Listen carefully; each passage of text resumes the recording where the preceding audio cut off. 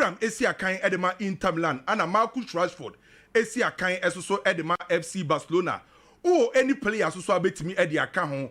And no a question of the week. Your question of the day. Proudly sponsored by Alaska Star Enterprise. Alaska Star Enterprise. Ubetimi do message no edi afa Facebook. Lawson TV on Facebook. Obe like page no share. Now do comment edi atu biggie. Your question of the day no saying the city.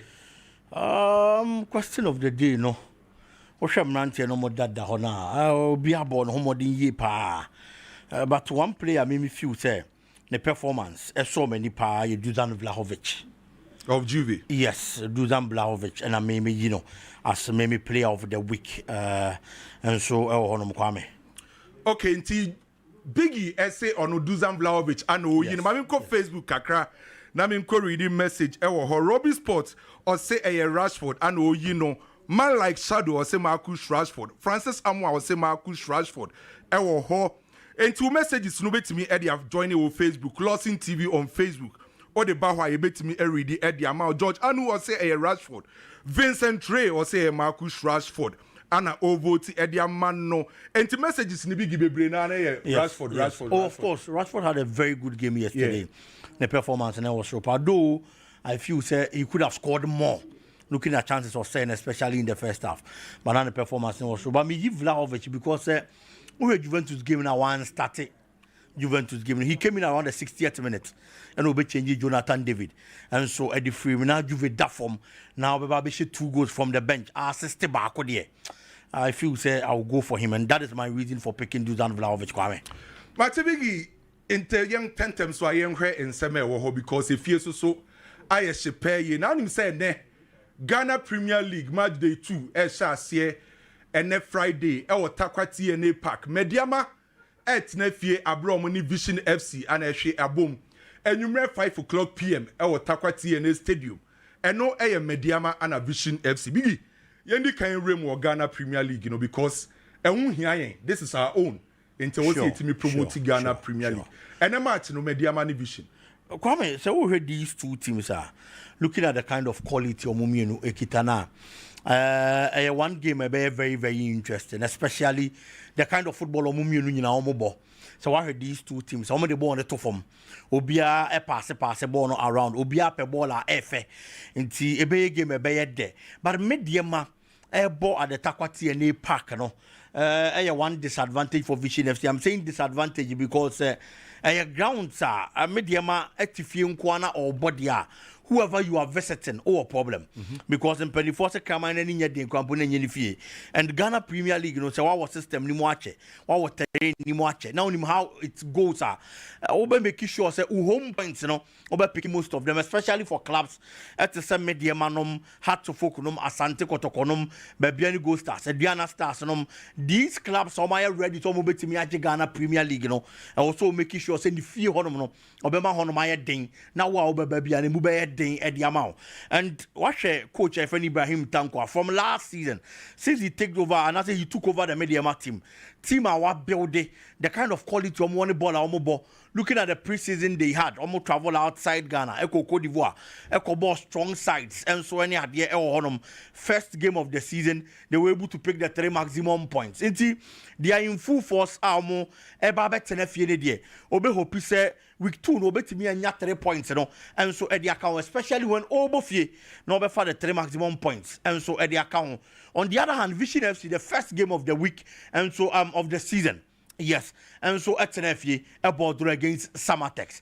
And on also be pese oko game ni no obekwa BB and so at the free because the first game we want to be and for the 3 points and early stages of the Premier League so to me am say points at the go on ma said the akasefo na pentem no ma massive points said be mu ya de ombetimi the Ag League no sa na nketwa no with no disrespect to Vision FC and so person want to pep points the go on ko do say mu ya den relegation battle no what team they are surviving so it's going to be a very good game but I believe say looking at Mediama technical team no any quality they want team nim any the home side that's advantage a play in favor of Mediama. I expect them to get the 3 maximum points. Big you say Mediama first game or away. Yeah. Echo say Young Apostles 2-0. This season cat teams are likely so bit my hard Ghana Premier League.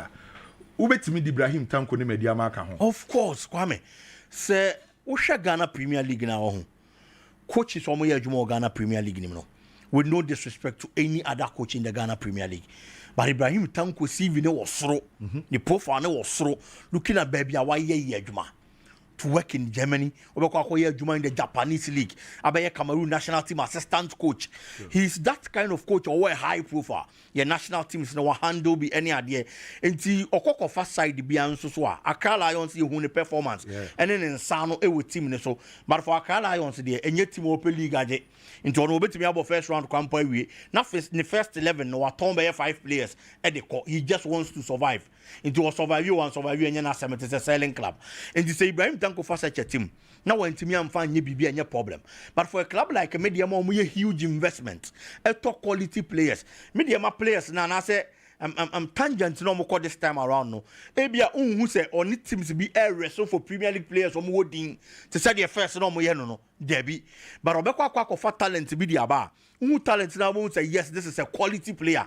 And the more they Ewosro and Omudi Shishe team no. And they've gotten a coach. Sergio Eben and Air Lions for so ye. In the town so I'm found any experience in the BBano. On them sideline so a two teams and I say two parties are Obia interest the same and on my day on my magic and on my Baba Bishia. And we have big team now or building now.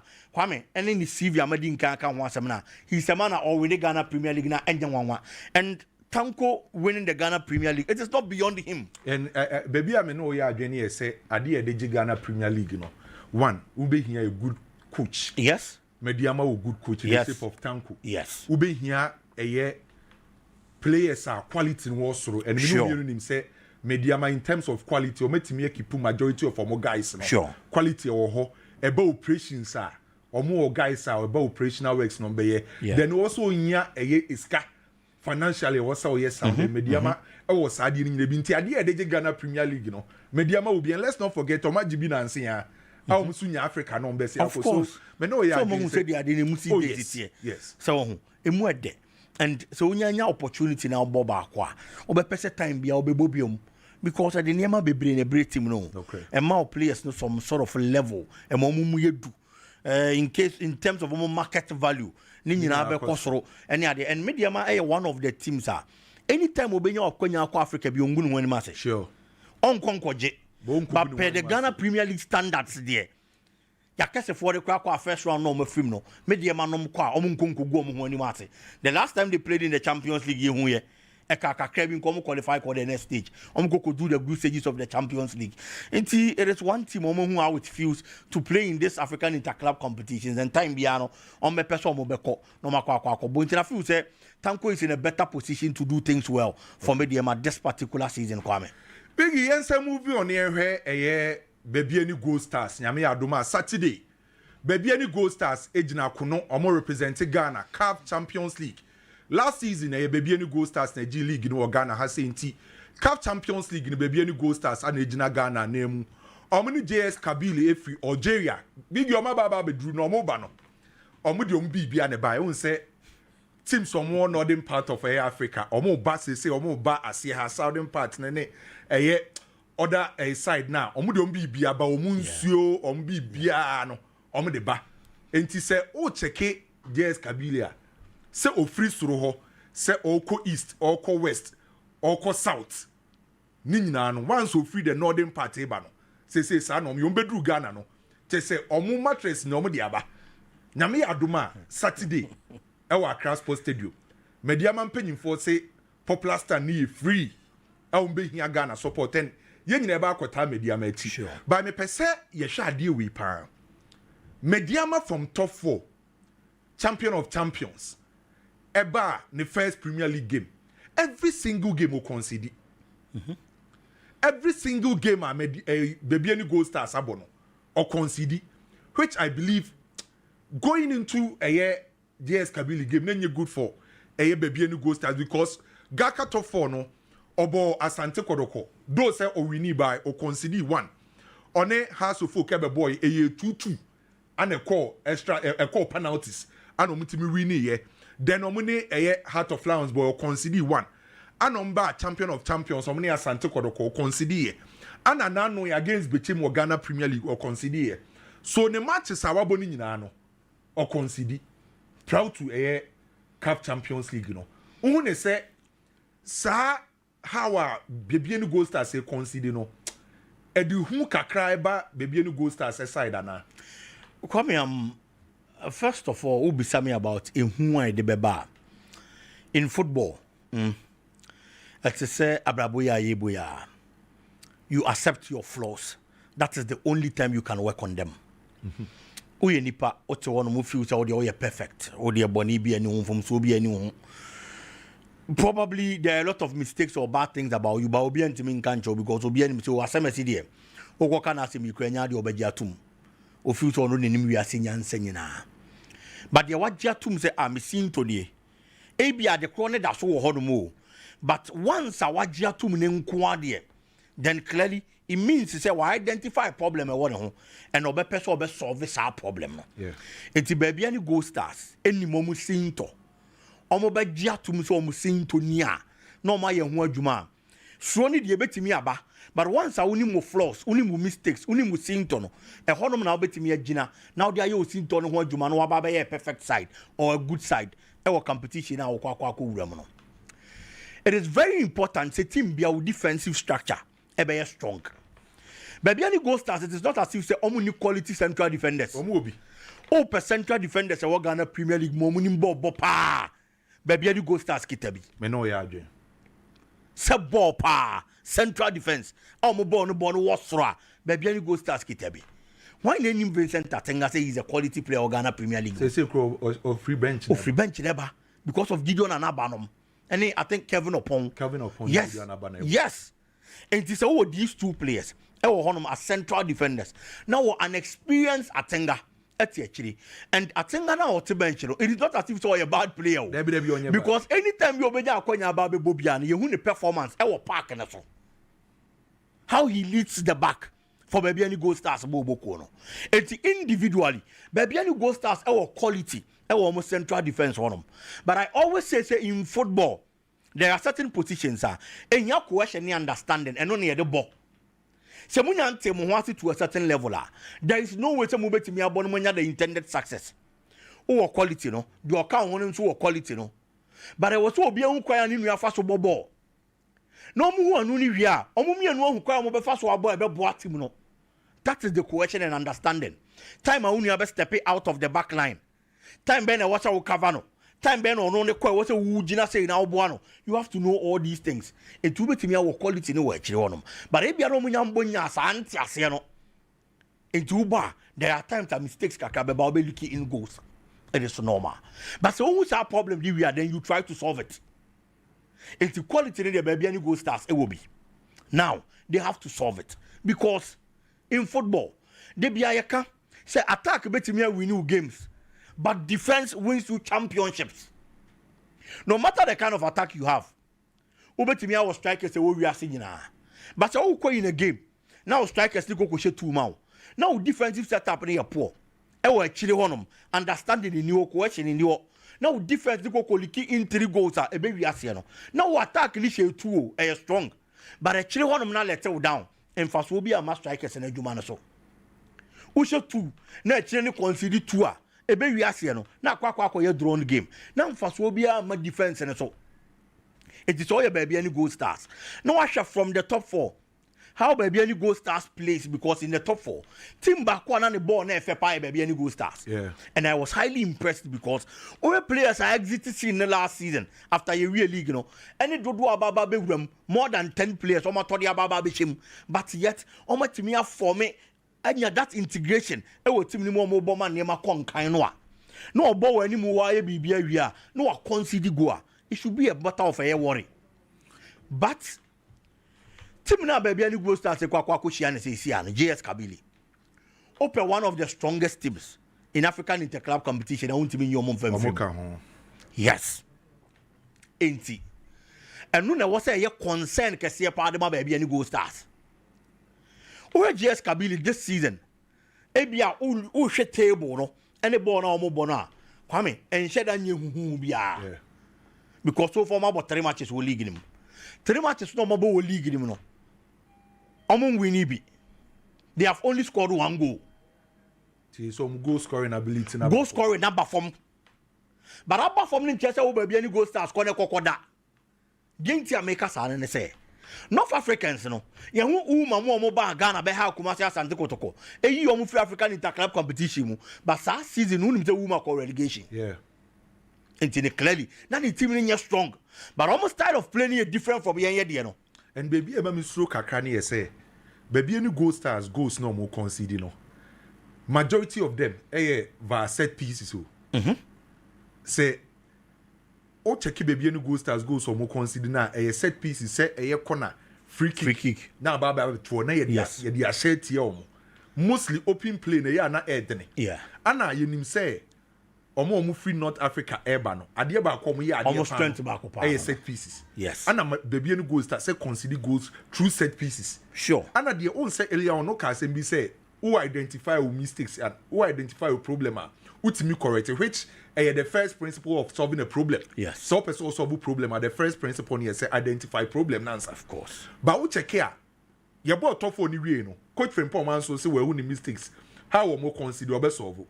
You go champion of champion. Okay, the same thing. You league the same thing.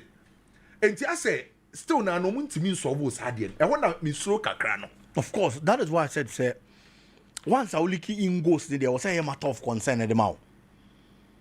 Until you have to find solutions. Say a set pieces in your problem. You make sure you're working on that. You can the strength of the defensive setup and after the defense men of a baby any goal starts, of which the kind of quality or more. And this is more sad in it. Idea was a chance here you might understanding any communication. And the one thing they say, I was a goalkeeper Kobe. And you're very instrumental in this. Sure. Because Kwame, back line no, central defense no. Onhu na chi o. Goalkeeper no na onhu. Who goalkeeper na onhu na chi. So there are times that probably they are going to think to my position on who ye. Yeah. But bia no position who ye. Because I want who chia. A bad thing to bet me I near be ye. There are times that in football most a goalkeeper be konechi. Or konechi no, nandi pono were just spacing in out because why? Onhu na chi no de agena ye. And no keepers are seven. So what check here recently a dream saves in Medama na kwa Africa committee group stage. Yeah. Check Medama goalkeeper na Felicity. When a performance of body man Medama. Dream saves he drew sa length no. Abrana you who be a che. Her baby a dream saves he could do ye. Yes. Ne Solomon Agbesi. Enti Nancy your clubs or Moko Africa Mkoya di no. Goalkeepers now you're very instrumental. You need a very good goalkeeper. Because the mistakes they do also backline anymore. Or no necessarily control backline at the mouth. Men disrespect Kevin Opon. Men disrespect Gideon and Abba. So but these two players, Kwame, so Mumi and Uba, one of them, who is going to serve as a commander? Satenga Ginemua is the experienced figure. On only to me a control backline. No? But in his absence, why never say Jumano? Say I say Gideon Abba. Yes. It is a stone amuliki in a Niema. Then the goalkeeper has to step in.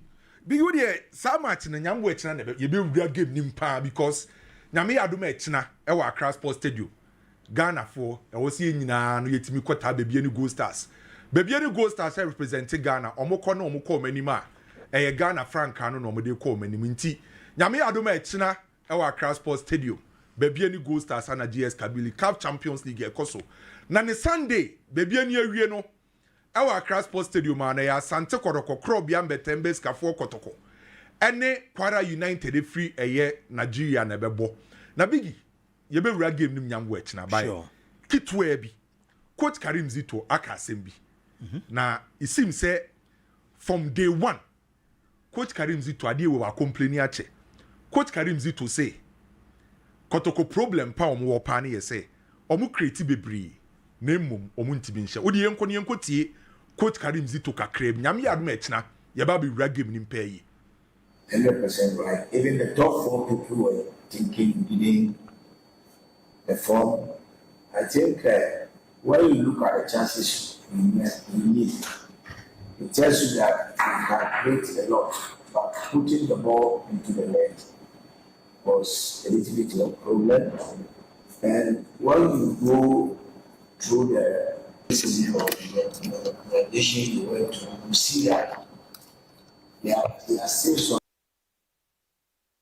Arimzito or say problem ne pano kotoko create by born intimi into atinem kakra bi na nyame adom e kire yembe wura game pa asem we on aya na yeka but ne kan to da aya na yes style be because go nation ankasa na a national problem o inti yehia eyo man Ghana problem o yehia say o so man ni nyina no drive fast na oh that be that drive fast na who say born it's an art yesua say wo until we have to find ways to bring up and train strikers. I am saying this because ewo hwa na enya to na yebo abako na otwem ko otwem ko aye bebre sa na enya asamwadan na otwem ko otwem ko aye bebre sa bepem na enya nya bi and the Black Stars boboa with no disrespect to the forward line players striker ben na any dinosaur say out and out striker there yes Eben ho. So it is a national problem. On mine and Kasana naturally, I am blessed with central defenders. And I say defenders, not midfielders. But striking your problem. It is necessary and say we have to start from ground zero. Now you shall see a TTB. But once there is a game, our person will be goals and idea. And you have to work on your strikers. But a problem, I didn't want to match it. It started from the Prosper Ugum days. Yeah. You can't watch them sao. And I did one about baby Peace Amri. But the coaches ne be yin na echi no emrante ne be gina park ne so no sese boa wo mo because Karim Zito akane o uko training ground ta obekere wo de sese wo ye o but se wo gina park ne so ne ye bo pass ne mawa enya Karim Zito ne ba bekere wo nan no de abobo no de akwa to ni mo and that is one thing the guys should know no mo sha ase emfa wo se coaches be ye omo de no omo ankasa so sha ase enya omo ho adwuma ne omo ho aduro na mo a wi odi nyame ya adom echina yebenya abotre na yaba bibiem ne Saturday baby any Gold Stars ana JS Kabili na ne Sunday Asante Koroko ana Kwara United yebenya abotre ni ababa betina say ni analyze game no yebema details bibi ewum bia na yebema yenyina ye throw support ama baby any Gold Stars ana Asante Koroko bibi me kona bibi wo ho ana bibi ani ho ene so ye JT birthday ene JT birthday champion JT yes birthday yes. Or your producer or your sports so na dodo na friend eja kankom eja kankom enye mente da JT na da kamudin pa eja kankom na chi no me technical director no o technical director no eti ya we say JT ya be champion JT can we can share say JT nyankopon sha na onya okese na ye wa wodai nyankopon nyina enne so na onfam bia puru bia da wanim bia ema ono fa ko nhirem JT nyame nhia onya okese minua amen nti happy birthday eko ediama JT se ekwamu da ho beda sibigi ana watene nka no Garden City University College say the school and allied science no as also for School of Health and Allied Science ne for programs no course say opese ukosua dental therapy BSc Medical Laboratory Diploma in Medical Laboratory baby ba ko pe ana do wani che Garden City University College and as also aso ye Kenya asi Kumasi ubehu omo wo ho je number we na from 0596 917218 eno Garden City University College OP wallpapers say open 3D wallpapers, picture frames, no bedside lamps, no blind curtains, air diffusers, no ring lights, no 3D wall cloths, no idea be this year them. Ama dem aye nikano OP aso ye anadu weni betre edum first floor na na kwesi agema na bronze no be hu OP wo ho chrono buy yo me chrono market ne so ne di nhwe ne mu 0540 353 no OP Divine Hope Herbal Center mo ana akofo chia herbal powder no ede aba papa otimi utie me maami a utie me usisi ana ye oya koko ana e hawo waya mre wompem watenka no ebia from stroke na e hawo osa na e hawa ochia herbal powder no akope bi no watimi abobo ba bi abefa no utimi nya ochia herbal powder ne bi na watimi akoto se wo pedudu atu na person ni mpanyimfo di nkoma 0550 639037 no ochia herbal powder promotion Royal Foam promotion koso we student na wutie mi a okọ Royal Foam aso student mattress no otwa se say ma free pillow enti de ehia ne se obekọ royal foam aso eye now se wo pe student mattress no unya to student mattress na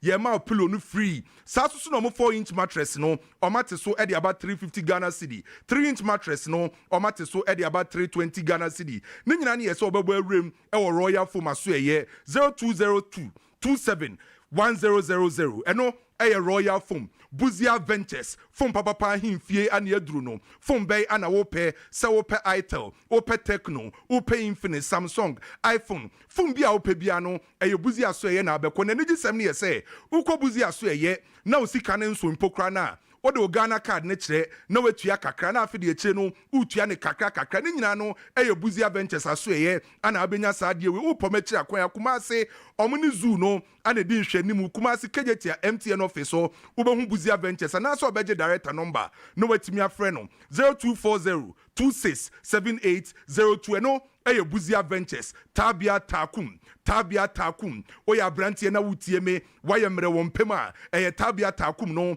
akopa bi no atafre kakra oba watenka bia fom no eye Tabia Takum infections no eye Tabia zene kene ne di tu ase malaria no eye Tabia herbal mixture Tabia herbal capsules no so ewo ho baby abefa bia no Tabia ndupa no ubetimanya bi no watimi abobo wasori anope ubenu nsuo make sure say nsuo na onuma komu no eye nsu papa typhoid ebu enti nsuo a onuma komu no make sure say nsuo a ekwa akobua nipedia no Kangen Anadic drinking water ana make kamfodi ama we na awie eni nsuo a yetimi attest ye alkaline water ekwa akobua nipedia no enti sene nso nsuo a ye nom a yaje atum no eye Kangen Anadic drinking water upedudu etu a 0241 449191 Kangen Anadic drinking water eno anaye alkaline water Medama for Herbal Hospital Dr. Time da so Doctor Semen Control say yare bay ana yare brana so ye non for time enfanto so say ye stroke cancer hypertension diabetes yare bia no Medama for Herbal Hospital so ye ana do weni eche oko doctor so ye o de mre to so na o yare no wetime to ase e de ama kuma se ebu akwa agugu be hu Medama for Herbal Hospital e wo ho enkran so pokwa ase mayira ube hu Dr. Time da so ana so obeje doctor number no wetime ebuki appointment 0244 774 282 no Medama for Herbal Hospital Best Brain Publication Limited omo ana omo books no ye rating a 5-star ana A1 a free basic 1 ekosi basic 6 omo textbook no e Best Brain aso ye ana do weni che oba na wa woni na ba wiase no education no e be hu behia enti se obetima ma wabra no education papa books abe yusu no e Best Brain Publication Limited omo books no JHS books no so no Best Brain aso ye ana wo kokuma se pankro no omo ye behind La Posada Hotel 0241 520-946 Spanish garlic mixture and capsules otina se che na onase atatai obi a cholesterol no sade na dose wo mu ubie wenuma enka na eba ne halitosis no enye ade papa wadware awie na ho ekekao ni nyina no Spanish garlic mixture and capsules na make camfo ede amount ye ka asem kire o se ya na orafi Spanish ginkgo capsules no akopa bi no wetimi abobo kama 0266 11 4111 Philo Milk, Philotimo Industries Limited. Omo ana akwakofa Philo Milk edia ba. Eno ene milk containing protein, calcium, and vitamins. Boa ma akra netimi enyini kama. Ediane na mo ye breakfast no mesrel. Se mo ye breakfast with fia mo nhye ne nso. Philo Milk no. Student amoko boarding house, muko hostels ni nyina no. Philo Milk na mbe yusu. Ene milk aba Ghana for etimi agya tuma. Containing protein, calcium, na vitamins. Baby abefe bia no.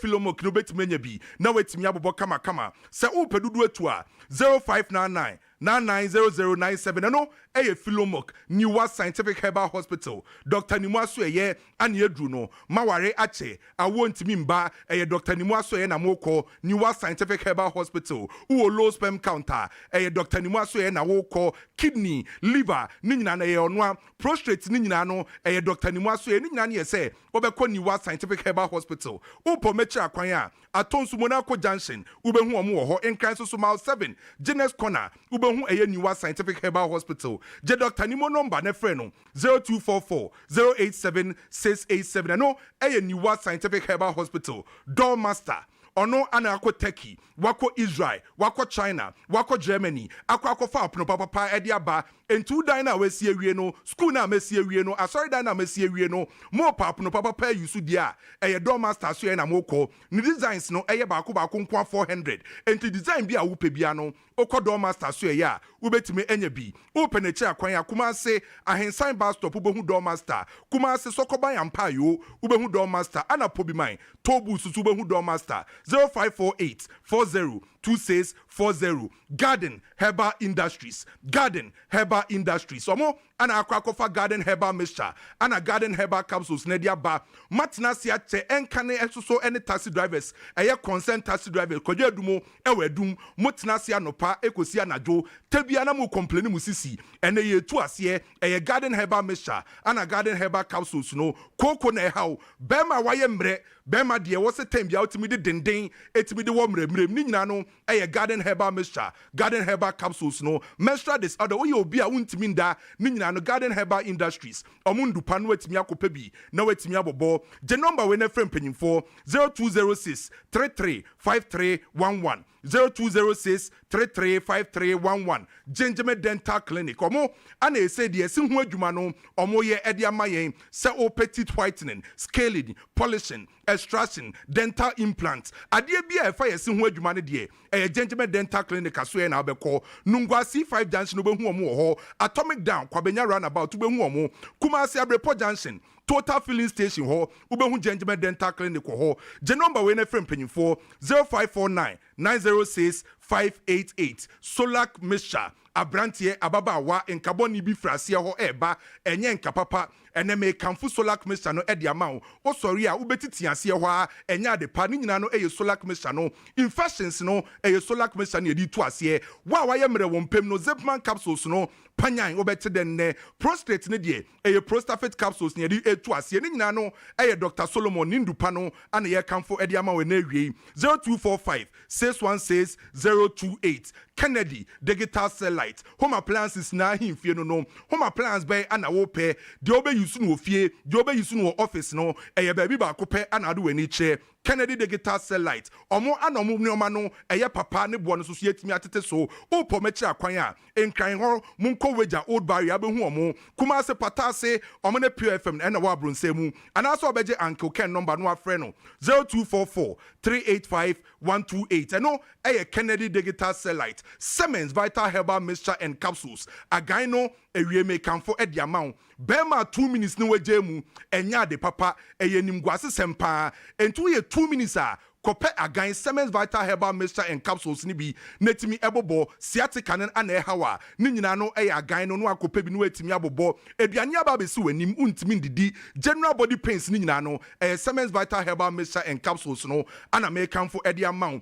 baby abefa bia no betimi nya bi ato wo pedudu atu na person ni mpanyimfo so di nkomo a 0244 718 557 0244 718 557 WS Betting Ghana WS Betting Ghana and the betting company aba Ghana hasia boys ni nyina ani agye na ni gisem e wo WS Betting Ghana ni yese wo ye o first depositor omo ma bonus 600% no your first deposit ni nyina na yese obe log in sesie e wo WS Betting Ghana omo na omo os no eya kakraka aviator na ekoso enti pe ba bi atwa bet na sene nso WS Betting Ghana no wetimi akwa bet no 3p garlic mixture me kanfo e de ama na awie uyo obi a tembia no sugar level no wosoro kesia na wo ye stroke na how asthma na how 3p garlic mixture no ana ye tu ase na sene nso ukoto 3p garlic mixture na wo na eni glass bottle ma na wo plastic bottle ma enye papa 3p garlic mixture no ade ewom no glass bottle baby abefebia no 3p garlic mixture no betimi anya bi na wetimi ato 0248 298824 Flamingo paint any paint aba ye say de obi ani agye se wasi udan na wie ubeye painting kakra eno any paint a use a insuo to a inside dan no ewiabo a inside dan na petampe obutantim de ogina na ogina o use flamingo paint e de paintu dan na enfrofro enti se u paint papa use dia sene nso se flamingo paint ana ube use osa enye yarepa ena wie ye tu osana se hasa mesha hasa capsules ane yedi tu ase aduane to ye ma usu aduane no ye ma usu ni nyina na eye osana etetew hasa mesha hasa capsules ane yedi tu ase 0240 238310 DPS pipe no ane na say di obi use plumbing works no ene plumbers no mope pipes use dia DPS pipe no ane wo say use PPR no omakofaba PVC no omakofaba pipes power pad ye DPS pipe no ane wo say use 0543 662727 Gino magic pepper and onion Gino magic pepper and onion and every make come for the amount. Why you are say ukokrum afina akwa tomoko okwa to jeni no abafie no ababetwi no apoto you enma a waste of time Gino amana yefo de ehia ne say oduru kroma o say wo pe Gino magic pepper and onion ya kabom anunsuo na de wo de ye won kwan wo de ye wo stewa ni nyina ne say bekoye e de amount na enya no nkwa nomwo ye wo Gino jollof mix no esoso wo ho ene ade a wo use a jollof no ebekoye anunsuo na de ingredients na mo de awrem no e wo Gino jollof mix no e wo soro entu kokroma nso se obenya Gino jollof mix ni bi na watimi eyusu kama betway rewards no ekoso na enigi sem e wo betway ni yese o log in e wo betway na o cost post o ko casino a points a obetima ene no obetima convert e dia yeska de ehia ne se o log in a o ko eye betway o cost post o ko casino points awo ene no make sure say time bia no obetima convert e dia baba be yeska ni nyina ne yese obekọ betway eno eye betway rewards no extra comfort foam limited omuna ye say the mattresses ni nyina no ye kwa akoto wo ho student mattress no eyo single bed for hospitals extra comfort medium beds for hostels eyo double bed mattress no queen size mattress no king size mattress ni nyina no extra comfort foam limited omo ana akofa ba 0244 853036 no extra comfort foam limited city ceramics so we plumber oye Tyler open materials papa pay you su dia city ceramics aso ana wo sa woko plumbing materials ni nyina no mirrors cabinet jacuzzis water heaters no tiles ni de ebuso tile bia opebia no obetimanya bi city ceramics aso 0244 769943 opeso okosua de wa amono ne sese de ba bi ba akopɛ ana de ani kire eno ane Astolins International opeso oko UK oko Canada oko Australia oko New Zealand oko US European country bia na Astolins International so ana obekɔ opo mechi akwan akuma ase aso kwa city mall ase ho no basement ase ho no ɛhɔ ana abehu Astolins International 0550 199991 no Astolins International KFC asa lanche foforo chinchin gas spice no koso de ehia no so beba awura KFC aso okwa osi opo mu chinchin gas spice ni bi chinchin gas spice na no na yesi ekọ KFC a ye kwatwetwe ne kakra ukra 72 Ghana cedi a unya chinchin gas spice ni bi unya wia no anya chips kakra esoso de afa de ehia no so beba awura KFC omo branch bia no akwakope KFC chinchin gas spice ni bi Lovev group of companies Superlovic say de phones ni nyina no upe bi ato a Superlovic aso laptops no home appliances na na ni gisem Superlovic ni say promotion koso oko Superlovic aso na koto electronic product bia na omate so 30% de ehia no so beba rem Superlovic aso na bibia koye e de amount 0501 635621 0501 635621 no Superlovic aso kwaku Edelson atenase yebekọ amanone na yebekọ amanone mame no nwie Alaska Star Enterprise omo anakwaku Ghana ha say die omo ye number 1 key distributor eba quality and affordable wallpapers Alaska Star Enterprise se wo pese obesiesie dem wo pese uye bibia edem ho enkabone na ewo ho no Alaska Star Enterprise aso ana obekọ aroma diffuser no eno ne edi tu nkabone ni nyina ede afiri ho enti de ehia ne se obekọ Alaska Star Enterprise aso edum first floor Mrs. Anoche Plaza obehu omo ho enkran so circle tip tole no obehu omo ho 0256 330075 no Alaska Star Enterprise kwaku Edelson the Tinker Oh, minua Kwame na rapaholic no so ende ejinem eno de Kwame yembusa me sa wo de one first person na was wo dru ho enti rapaholic na MTN say wo de register momo no app no register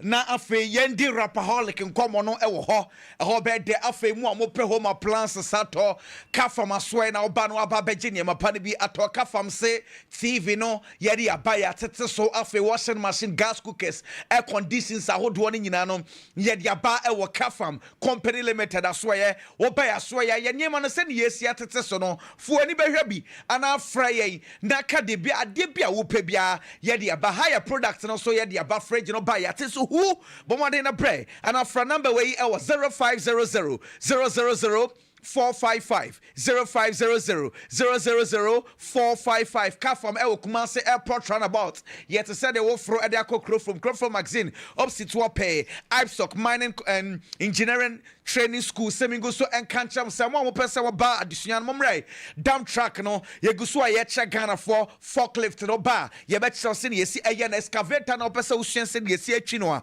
afei bulldozer and rollers ahodo ni nyina ye bet chraw and so our Ibstock mining and engineering training school aswaye bomade na bra na ba ye hostel facilities e wo ho ye be ma obi into betnya ba wa ba betna ho na afei wo sua de wo hwie a wo pe NVTI certificate a ye benya bi de ama bomade na prayer aswaye kuma say oboase zongo also so ba betu yen ana fra number we sisi jinchiremu ana bra fra number we e was 0204 170 270 0204 170 270 Herpasco herbal capsules me say adre onomu a ebebo liver ho ban liver ayo bibia krache me sra otie ne ye ka liver someone friend niagro Herpasco herbal capsules and I me come for ediamo but one na kopa bito be detoxify liver ne diamao ebe mo liver no why the den nti kaisa liver dro and one Herpasco Nubian security system makacha say Ghana ha yakọ smart wo hey wo office see a wutie mi wo fa phone e was say hu de yakoso wo fie enti ba no bia na so ya afei ye be ma CCTV cameras ahodo wo security systems ni nyina no e hye yan no bia nfonsa enti bo modern na bra na afei ye nkyerɛw na oso fie no bo ho ban bo office na ho ban obi ho a oja no office akɔ osuro nkofo be wie na ade wo fra no bia na ye be de modern na afei ya ba na ye be siesie ne ma no e de ama kuma say ye wo City Star Building, a diner as chef and no bra. Now, about to Nubian security system. I swear, but what in a friend number 0240 608 603 141 0240 603 141. What friend anywhere to Juma dear Juno? You ever come on and affair the amount and some and so Eddie about maybe be as a year, dear. Fantastic. Now, Biggie was to swear. Na me adom bibia e fine kwaku. Na kwame bibia ye okay there, me chiboko there. Wechingo. Sa. Wechingo. Bibia he boko. Biggie stress. Last week na wechingo. Saki sine die. E asemu. Ba na die bibia de. Bibia e kama. Na Biggie so e. Biggie ya na die bibia. No mo ba asam. Debi. Say na so so ye eja kankom JT birthday.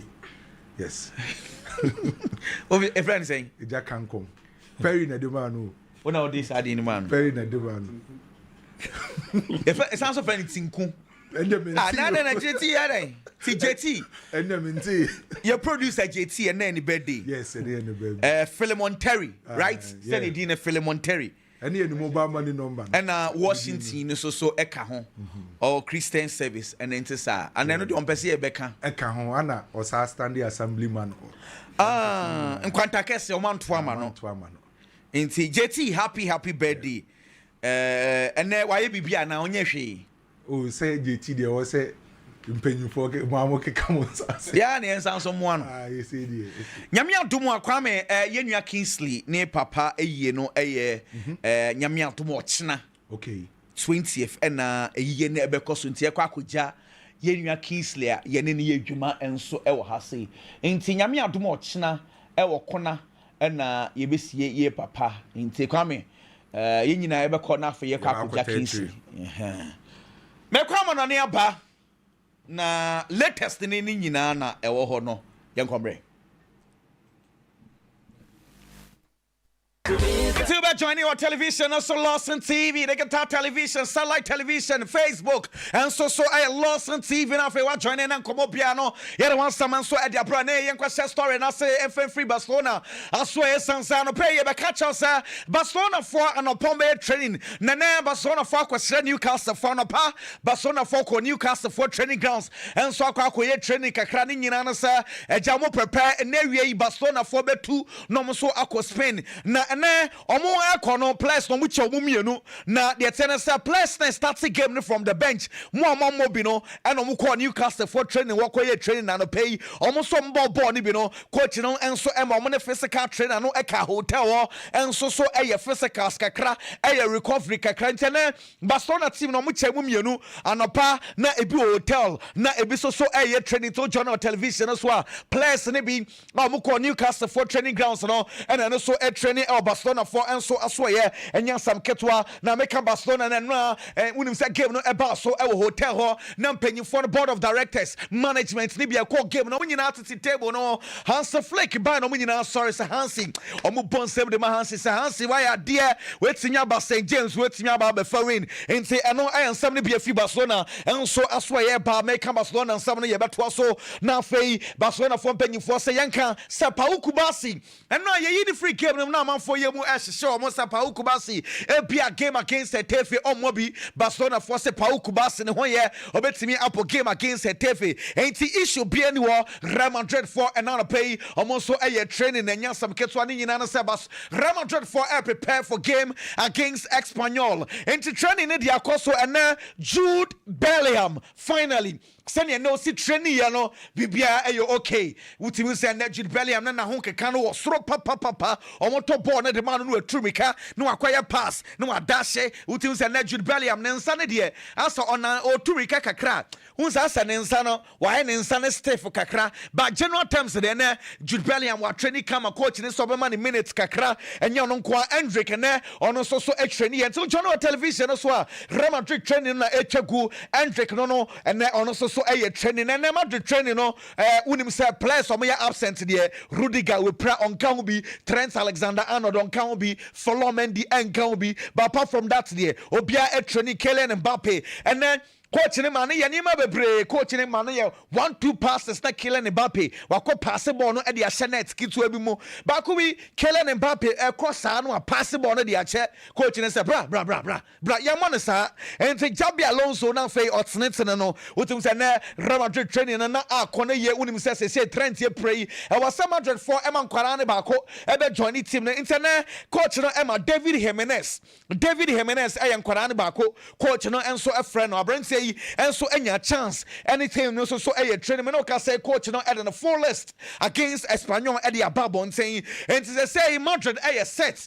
nyame adumu achina against Espanyol game no enya sam ketwa na oni made ba ko esi wo training ground so no bia the form twe coach no any Adagula Vinicius Junior ejina ho say me bobo no wa be fast ahye go no ona wa ya de enti Adagula versus Vinicius Junior na ohwe Adagula na Mbappe a side and na owo enti pass no kwa back mienu miensa na Adagula wa sene dia krache Vinicius Junior na Mbappe say enti na Vinicius Junior omo cheche wo training grounds wo ye pa enti na Real Madrid for training and some and I'm saying one some so at the Manolo Gonzalez coach at the Espanyol papa na say nyame ade mom ne Real Madrid came na ekosono 2 of the key players MOB Javi Jimenez Ombo Boni B Edo Espirito ono so Emmo Boni B and central for ABC and say what to say Real Madrid for a year complaints Lawson omo man red card yakwa kan sam ne wie La Liga for na gia tum say refi ni yemfom so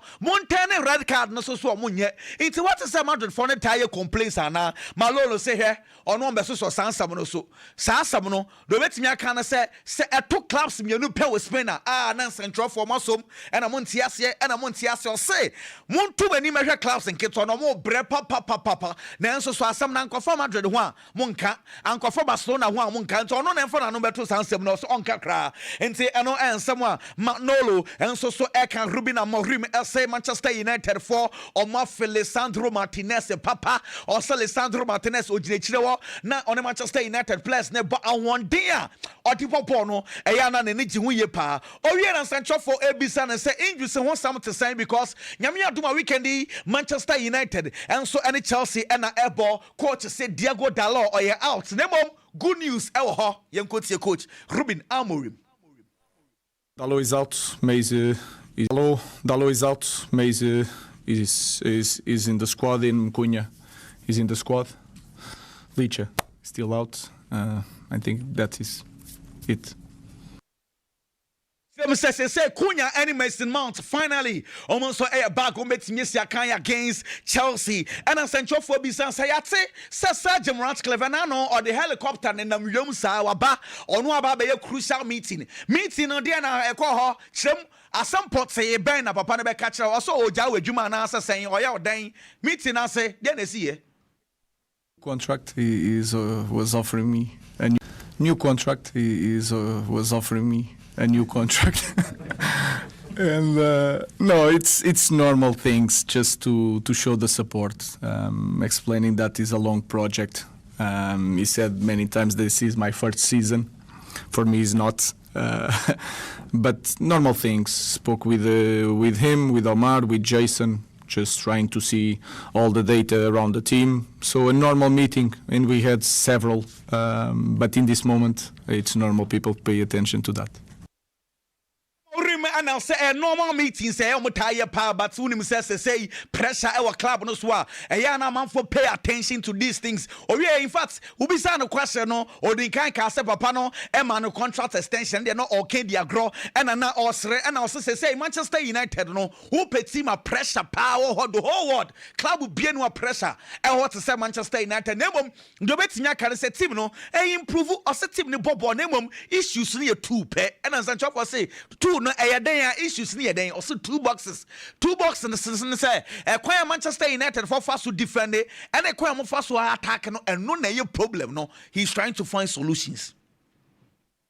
This is football and this is the club with more pressure maybe in the world, but we want to win. And again, I think we are. You can say whatever, and I think last year I was a lot of very critical of the way we play. I think we are playing well until the boxes, defending and attacking. We need to be more aggressive in the boxes. We need to be more clinical. The rest, I think we are improving in comparing to last year. I think we are in the better place. But again, we need to win. We lost against Arsenal and we lost against City. And here losing, especially in the beginning after last season, is a problem. Someone Ruben Amorim so Ekanano Chelsea Professional Football Association PFA for no Omone Chelsea for Edin Commerçant Raheem Sterling and I no ko posti picture bi ba so ono kwa ye jano Chelsea for year training and Raheem Sterling in nam baby and no Raho and a Chelsea for Fino and PFA for no adu mu gym master and some no esi ne de e wo so mu bemro mbeka sansam ne bi na ebza for won himself saying PFA executive officer my head Tom Olongo ono akasa say asam no akasa waje dia boss on Chelsea for no ekasa also okay Chelsea for my idea at least mama boy in training nebom enye no nko boy no more contract on exile the Sassi on more contract until mama boys no chance now at least as I said team no create training na also mo ye bi and say PFA ni Chelsea for no say nya bo for more try some penny for betimi I find solutions and so Rodrigo Cascante say and for when they see last season say Manchester City for bre Arsenal for Sano this season way or City for weekend game because of Manchester City and Arsenal no omuko Emirates with the winning mentality can be as Manchester City for the so Arsenal no say a good message imagine say Manchester City for etimi akwasa win akofa win Emirates so say a very good message pa e dey almost kwai amofa so pe leg no tell say Manchester City ko no omuko win and no ansama Rodrigo Cascante and so can Alex Baina a player na no say kan Edema Villarreal and okwa Atletico Madrid unim so ko ye prankwa na say dem atresa Atletico Madrid for say Alex Baina and who say him and say omo on the final stages of their recovery into enche It says, say, boys on the Babisia kind against Rai Vallecano. Tienchen say, let's go Madrid and a Vallecano game. No, Alex Bina bit me in your minutes. Cacao, Real Madrid Espanyol, Refi Martinez Munera, and as I say, Penifono, and say, at least, I know, and about him as the referee for this game, Jabi Alonso, and Sancho Fokobisa, and says, say, well, line up, Debia also rotate, and so Kellen Mbappe on Kwa, Wintimin Tachano, says, hey, Uwetimiaka, say, on Kwane player, Wintimin Tachana, and I say, St. Johnny, I didn't question Ben with Samsano. That's so be some star. Or sisters say games to be Brennan him. There will be times so waiting at dropping Kellen and Mbappe. It's as all pair and some of the Amman and Ubi San and Central for okay at it. Now Vinicius Junior so swear says any situation to say one and Nakasa or you okay. Sabon to the beer or that's not bench to the beer Boni Biana. And also and I know and now Osia Vinicius Junior but one said an Ankasa say and pay on the Vinicius Junior Edin Kuma catch and say Biano games and all don't do an day him and Vinicius Junior so bet me you want so be pony be omukobi sansa Kamavinga wa back na oye okay say Kamavinga situation at the same position by na what the neighbor boss or babaka and also Kamavinga na start to say Freddy Valverde obet me so many positions them ono no your head coach ne de officer Kamavinga bet me abasa number 6 bet me asanso abasa number 8 into problem be any wo nyame adom a Kamavinga ne ba number 6 and asa number 8 and Obama ono so abo and Sancho for okay position and some ya weekend and now Freddy Valverde be can say right back ne de on pem and also no ntimi show be abo se chin na bia on my boy ne kobo right back ne mom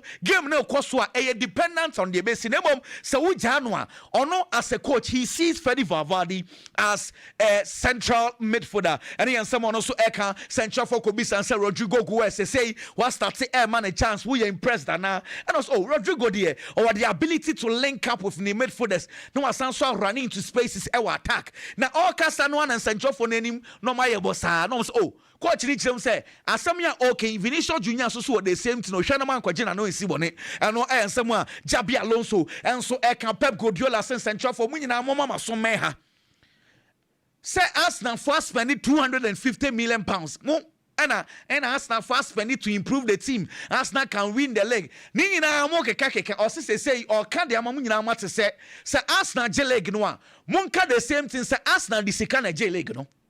Or say and a slot so J League no. Monka so the second J League checkbook managers. Munina monka the same thing. Esanse Manchester City emrebi omo J League bi atitiri on Pep Guardiola J League pay Pep Guardiola the second age. Aden Arsenal there, aden Liverpool there the monka sa. Ah Pep Guardiola say mon sha na monka no kre. Well, it is. I decided to do it to Arsenal. Only I want to say to my friend Mikel Arteta, if he win the title, will be just because of Spain, not because he work a lot or his players like Liverpool. If Arsenal win again, will be because he spend a lot of money, right? Because it's not just Man City happened that, right? So for all of them, listen, for many years, so every club can do whatever he wants. You know, I know how have been treated is completely different, but what he won in Spain is because they want it and it's fine. So only I can say they are being wise. They spend what they believe they can do it, you know, to compete against the best teams in the Premier League in Europe, and that they reached that level. So when he found, I think, a team in that way, a club, and yeah, Pep Guardiola and so I can say send you musi no or no etono so na can some na chia na star bi and when someone also I can yet so na fe yan fa de also so emfa emra for ya can say some David Moyes say o shall Liverpool pa nyame aduma early kick off Everton versus Liverpool boss Liverpool for player back ko pa o mato sa sika no a don so chain Everton sika o ma spend o market ni nyina o si ye yara in the big competitions, which makes the money.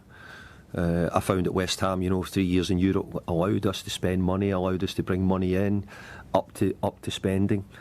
So from that point of view, that I think Liverpool have been entitled to do it. I heard Arnie sort of defending himself about that he's brought in a lot of money as well, which he rightly has done. But I still think they've spent more on one player than we've spent in the whole squad. I don't think that's the biggest issue. I think it's just having a realism about where the games are and maybe where the clubs are. And that's what I'm saying is I need to try. Argentinian Football Association letter Real Madrid say Madrid akwara Franco Manstantuano mu hiano under 20 World Cup bekoso Chile. Esan tournament never starts on the 27th of September ebe end on the 19th of October. And think omu hia Franco Manstantuano no more yusu ne kakra Real Madrid for ne customer samunya serious wo. Monko hia boy ne say Argentina for so matia say tournament no moko Franco Manstantuano omu release squad no ni din encounter say asumdwe aba boy ne benya na asumdwe no so esiakan enso ediama team FN Real Madrid ye beto so na say from ko Tottenham was so na mko bon komo kakra esan say Tottenham ye nuamo Colus e wo hunter wo see diagro na unim say encha mo amupe game no FC 26 Babonten FIFA game no na players no be release na wo ho na ye release ediama say ratings ni players ni wo mo to mo ratings na mo buafu say bo mi boy pa mama ratings an enya na unim say yade enua Muhammad Kudus de ma no Kudus say say 74 say pe 90 then no yam sir. What's it saying? 74? Like 90. I'm way stronger than that. What's it saying? 74? Like 90. I'm way stronger than that. FC for that almost oh Debbie anya Masa monsa sana kra na Starboy pa Debbie eti Kudus na we dwasa no na ya kasa na Brighton for nyame adomo a almost so ene Tottenham ne Brighton for ene be sia kan nyame adomo memenda na preparations na go so Tottenham for na emu ya training na wie na nya sam keto training ne de enya sam ko gidi say Radu Dragosen was started training a defender na say e pranko say was started training Destiny Udoji ono so eye djuma from behind the scenes yanko Chelsea aswani yanko bonkomo say the world champions no Chelsea coach Enzo Maresca nyame antuma omone Manchester United na Asia kan Enzo Maresca kwatna sensancha for say one kasa no enkane na pressure wo so say pressure na ba form kakra wonua ba ko no Ruben Amorim pressure wo no so brutal na Amorim no o asam kakra kana Amorim o struggle wa wonua coach asem na oka ere afa situation no ho Manchester United for nya no ho abotre ana so ususu se e wo so muja no kwan. The only thing I can say that I really appreciate Ruben.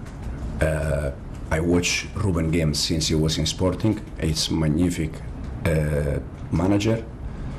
Like all the manager, when you start a new project, sometimes you can struggle a little bit more, a little bit less, but at the end you're gonna struggle. But I don't have any doubt that it's a fantastic manager. The only thing I can say that Ruben Amorim so a fantastic manager and a project there was chance here to be was struggle kakra so no wa monitor Ruben Amorim from Sports Lisbon. Enti ama for semester when ya brain a work asem na answer wa sheda wo da dankofo no enti asema Maresca so e kan asentcho for bisa say injuries e wa Chelsea to say e san say Chelsea for no wa rehemu say wa sa man you enti obi e pra man ye hu e coach call is okay. We have a session now. We flew back yesterday, so we need to assess some of the players. We have some doubt. We didn't do any session since Wednesday game, and we see after. HM Cole Palmer dey okay and say the rest of the players no so some few sessions be on be na ye won central for Eben say Cole Palmer okay one day be e be won say Cole Palmer any will learn extra foul mu nyina agina game no mo airport na say because of tactics inti ye hu omu together Can be great in all the attacking position because his talent is very good, he's top player. But at the same time he's 17, 18 years old, so he needs a little bit, it's 18-year-olds, in his time a little bit. But I think both they can play wide, both they can play as a 10, and I feel very lucky to have both of them with us.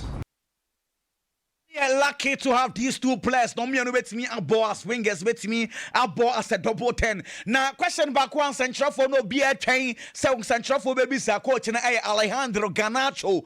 Sans Garnacho and then the former team na bebo. You be when they na coach no na central for be sans Garnacho or bebo ni be. Or you okay? Or you fully fit? Be you okay psychologically? Be you okay because ni pato do na person who say Garnacho and Manchester United able. Games, he was inside very good, came in very good in the second half against Brentford and the other day against Bayern Munich. So we are up in the way he's adapting our style, what we want from the winger. Now if he's ready to start tomorrow, yeah, I think he's ready to start. And HM says so far the way who Garnacho on any John and now against Brentford of the ball kakran any against Bayern Munich any GNT. Are you ready? Obet me I start a game no against Manchester United and Ruben Amorim and Sancho for Bisan say what say Enzo Maresca say Garnacho hey are you ready mo who crank here our wings were and Amorim say masa only sa question I know are the Garnacho any player didn't you know on basis of Garnacho so what press conference as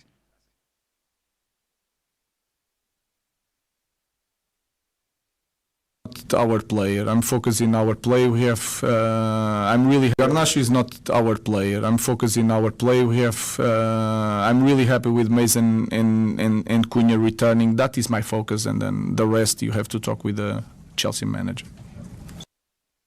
I know I am someone also I can't win a Graves. I said Chelsea for football kakra what the mama say was Chelsea defense and sa enokre also Wesley Fofana Levi Cowell a good defender said the name a football pan corner there company for beti be Chelsea say also Chelsea for one experienced centre back be now and yes when one dear we more Chelsea be break kakra enti eno a football win her Graves and so at the ama Chelsea team for then say nyame adoma game against Arsenal no or share him say game no more bad day when we say Arsenal for ball no and then Napoli for kwam for so defending na eyepe esan say Napoli for defending in a structured manner the same way and Arsenal for ye name say Manchester City for no betime breaki Arsenal for na was so to omo patient build up but ball ne kakra kwan dem one the ball na show pa na ball no enso ekọ also say team ne eyesa all in fact be bia be come enso e dey ama Manchester City and no and some Phil Foden and so as why about winning the Champions League in the match day one Phil Foden 8 chances creating 8 chances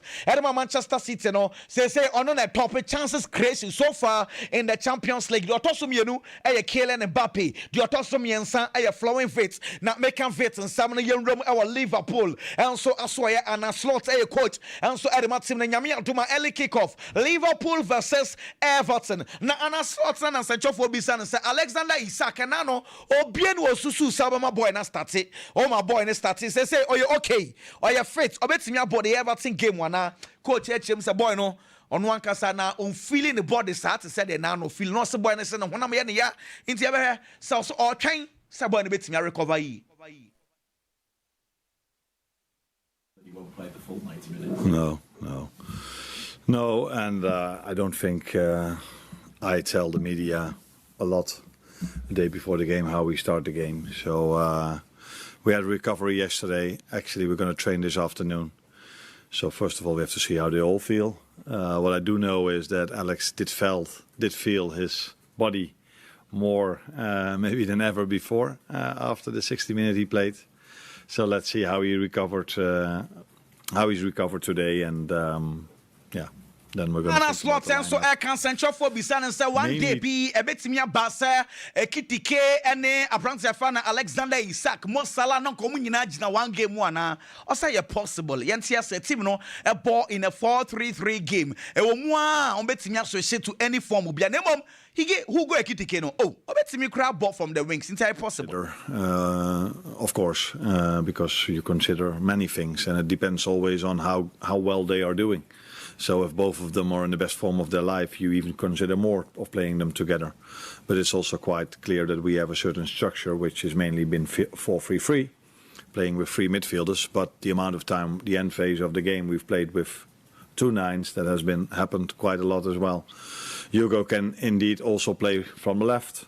different than Cody or Rio do this. So eka na unim se ode wani kire camp no anopai na ye hwede ekoso e wa camp no mpanyimfo no gusu omo ye adwuma e wa camp no na ye won so de notice bi abo car park wo say on the 28th of this month enya dia ombema obi akopake car ho na sancho was adan sesen date na mo yesa esan se yenim se sa date no Barcelona wo game wo nti na che se mono software that game ni panyifo atiase amamsam mo ball no ho ana obi enim na mom adwuma de ekoso ye ka camp no nsam na yensan so nko Montjuic esan se nyame atuma Barcelona enso ene Paris Saint-Germain game ne bekoso wo Montjuic ni o park no hwe ni so mpanyifo astati adwuma afei ena mo be grass no na kakra pitch no so aye ready esan se Barcelona any Paris Saint-Germain game no say game no yenya pitch papa ebe ha adwen enti panyifo to niam se ne be ya pitch no so ebe da so kama Manchester United say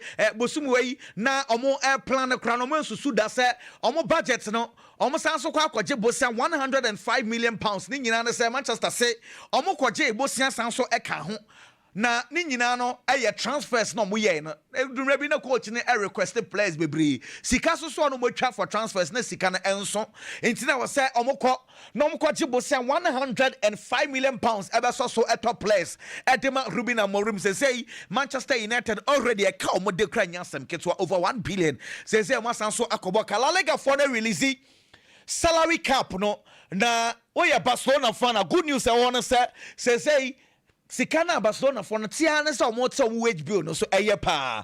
And can the last time La Liga for release statement say by you know now almost salary cap no 463 million euros. Say me no ka say akwa due 351 million euros nature sempenyi for na bomb home or papa or matsi ade no so come on.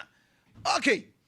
Yamra na so I was say yakobo nkomo na ere also so ediba Kwame Dela Ayakrado Biggie so Ayakrado mini ya bibia seye die Kwame Agu ya monkomwe na yentie die efi wasweso eba Kwaku me da se na ena akwa Friday no mamenchia yetie fo ne ahwefo bibia on say press conferences na hodo na koso nyame aduma Saturday ena bi bekoso Saturday bi bekoso na Sunday so matches ni bi akoso enra so UEFA Champions League games ni bebre na to dwa ye betimanya aboche ahwe sa games ni munyina no Kwaku mame sha se mfemfri enura game course wo St James Park ye Newcastle bobuko no ana Barcelona ye bo game ni nyina ba wiye no na Barcelona bobuko no etimi akwa win 2-1 which I believe a very good results at the Barcelona team no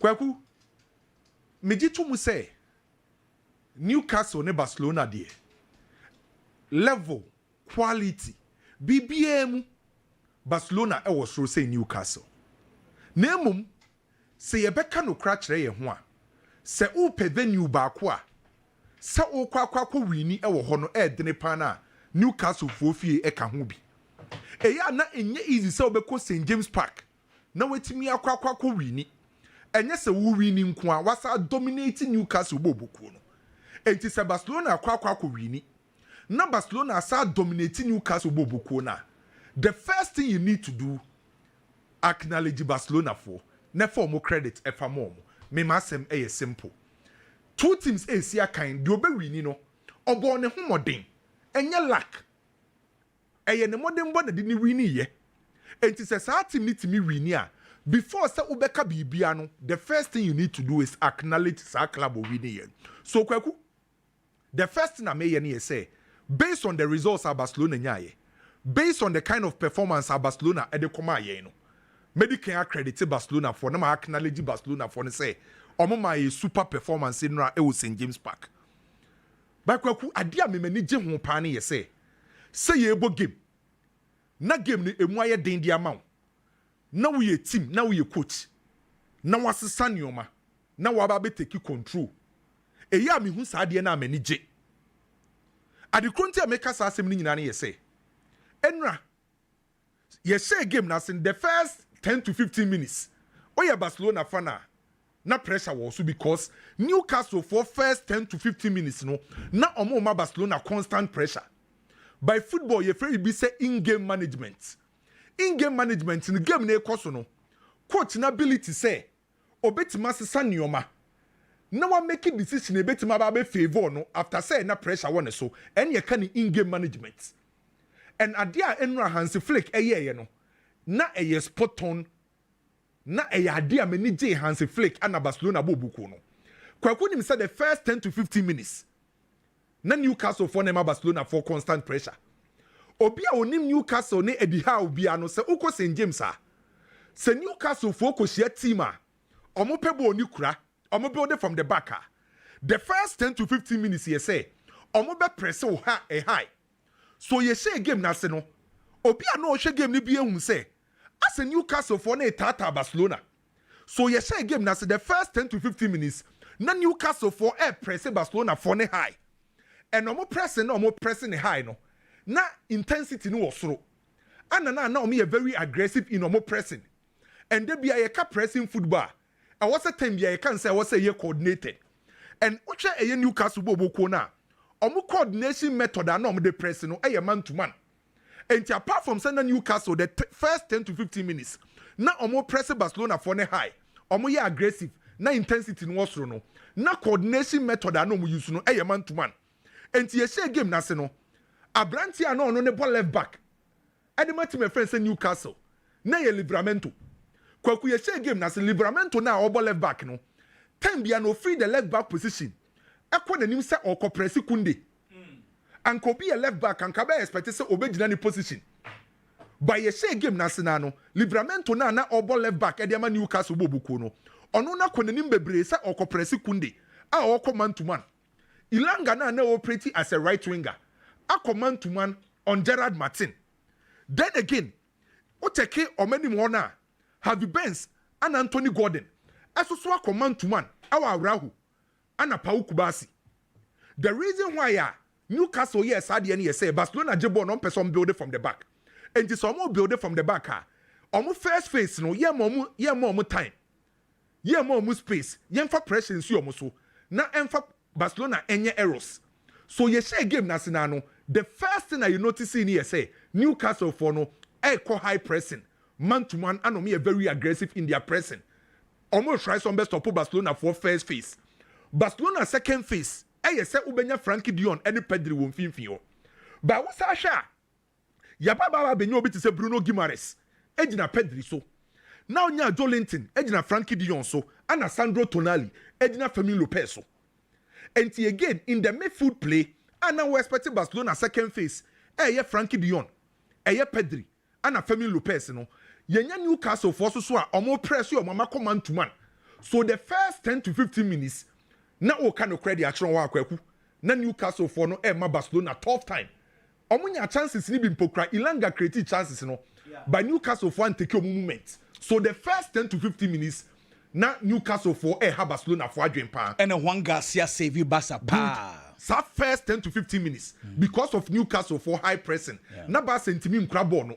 Na Barca pressure wo mo so by ahase ne yekase coach adwuma. And me nya Barcelona ni o. By kwaku.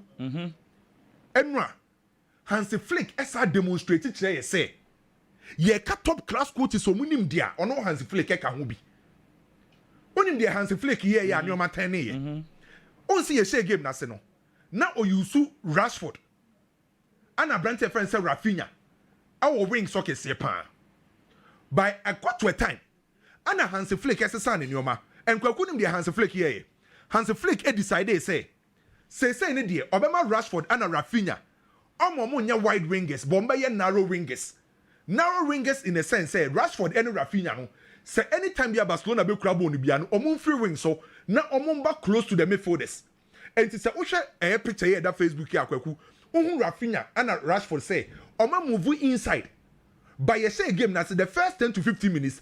Now Rashford and Rafinha mostly omo operate to a wide area. By time course, so after 15 minutes, you know, and Hansi Flick decided say was also Sanyoma. And the Rafinha and Rashford move back inside, say ombe close to the midfielders. Then Lewandowski now all operating as the number 9. We expect to say Lewandowski be in a box in him no. Oma Lewandowski already draw the bet kakra. Emma ne better than 9.5 striker. And the reason why Hansi Flick here said say open numbers in the midfield. So after about 20 minutes, Barcelona take control. And Ocha omo midfield and Kabeko Enima.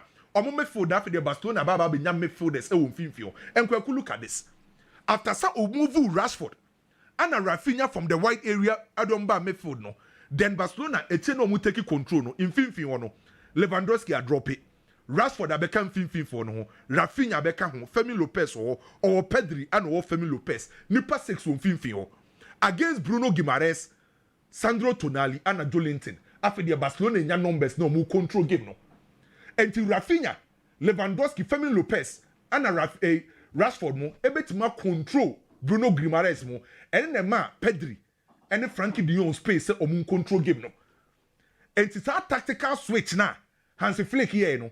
It's a onhu ya na Frankie de Jong and Pedri control game ne kese and the Barcelona bobuku no na enye bibia because coach ne how was san yoma omuvu Rashford omuvu Rafinha inside no after the free Pedri and Abrante friend Frankie de Jong say omun control game na after the Barca abenya more numbers and that understanding between Pedri and Frankie de Jong omu complementing each other very well.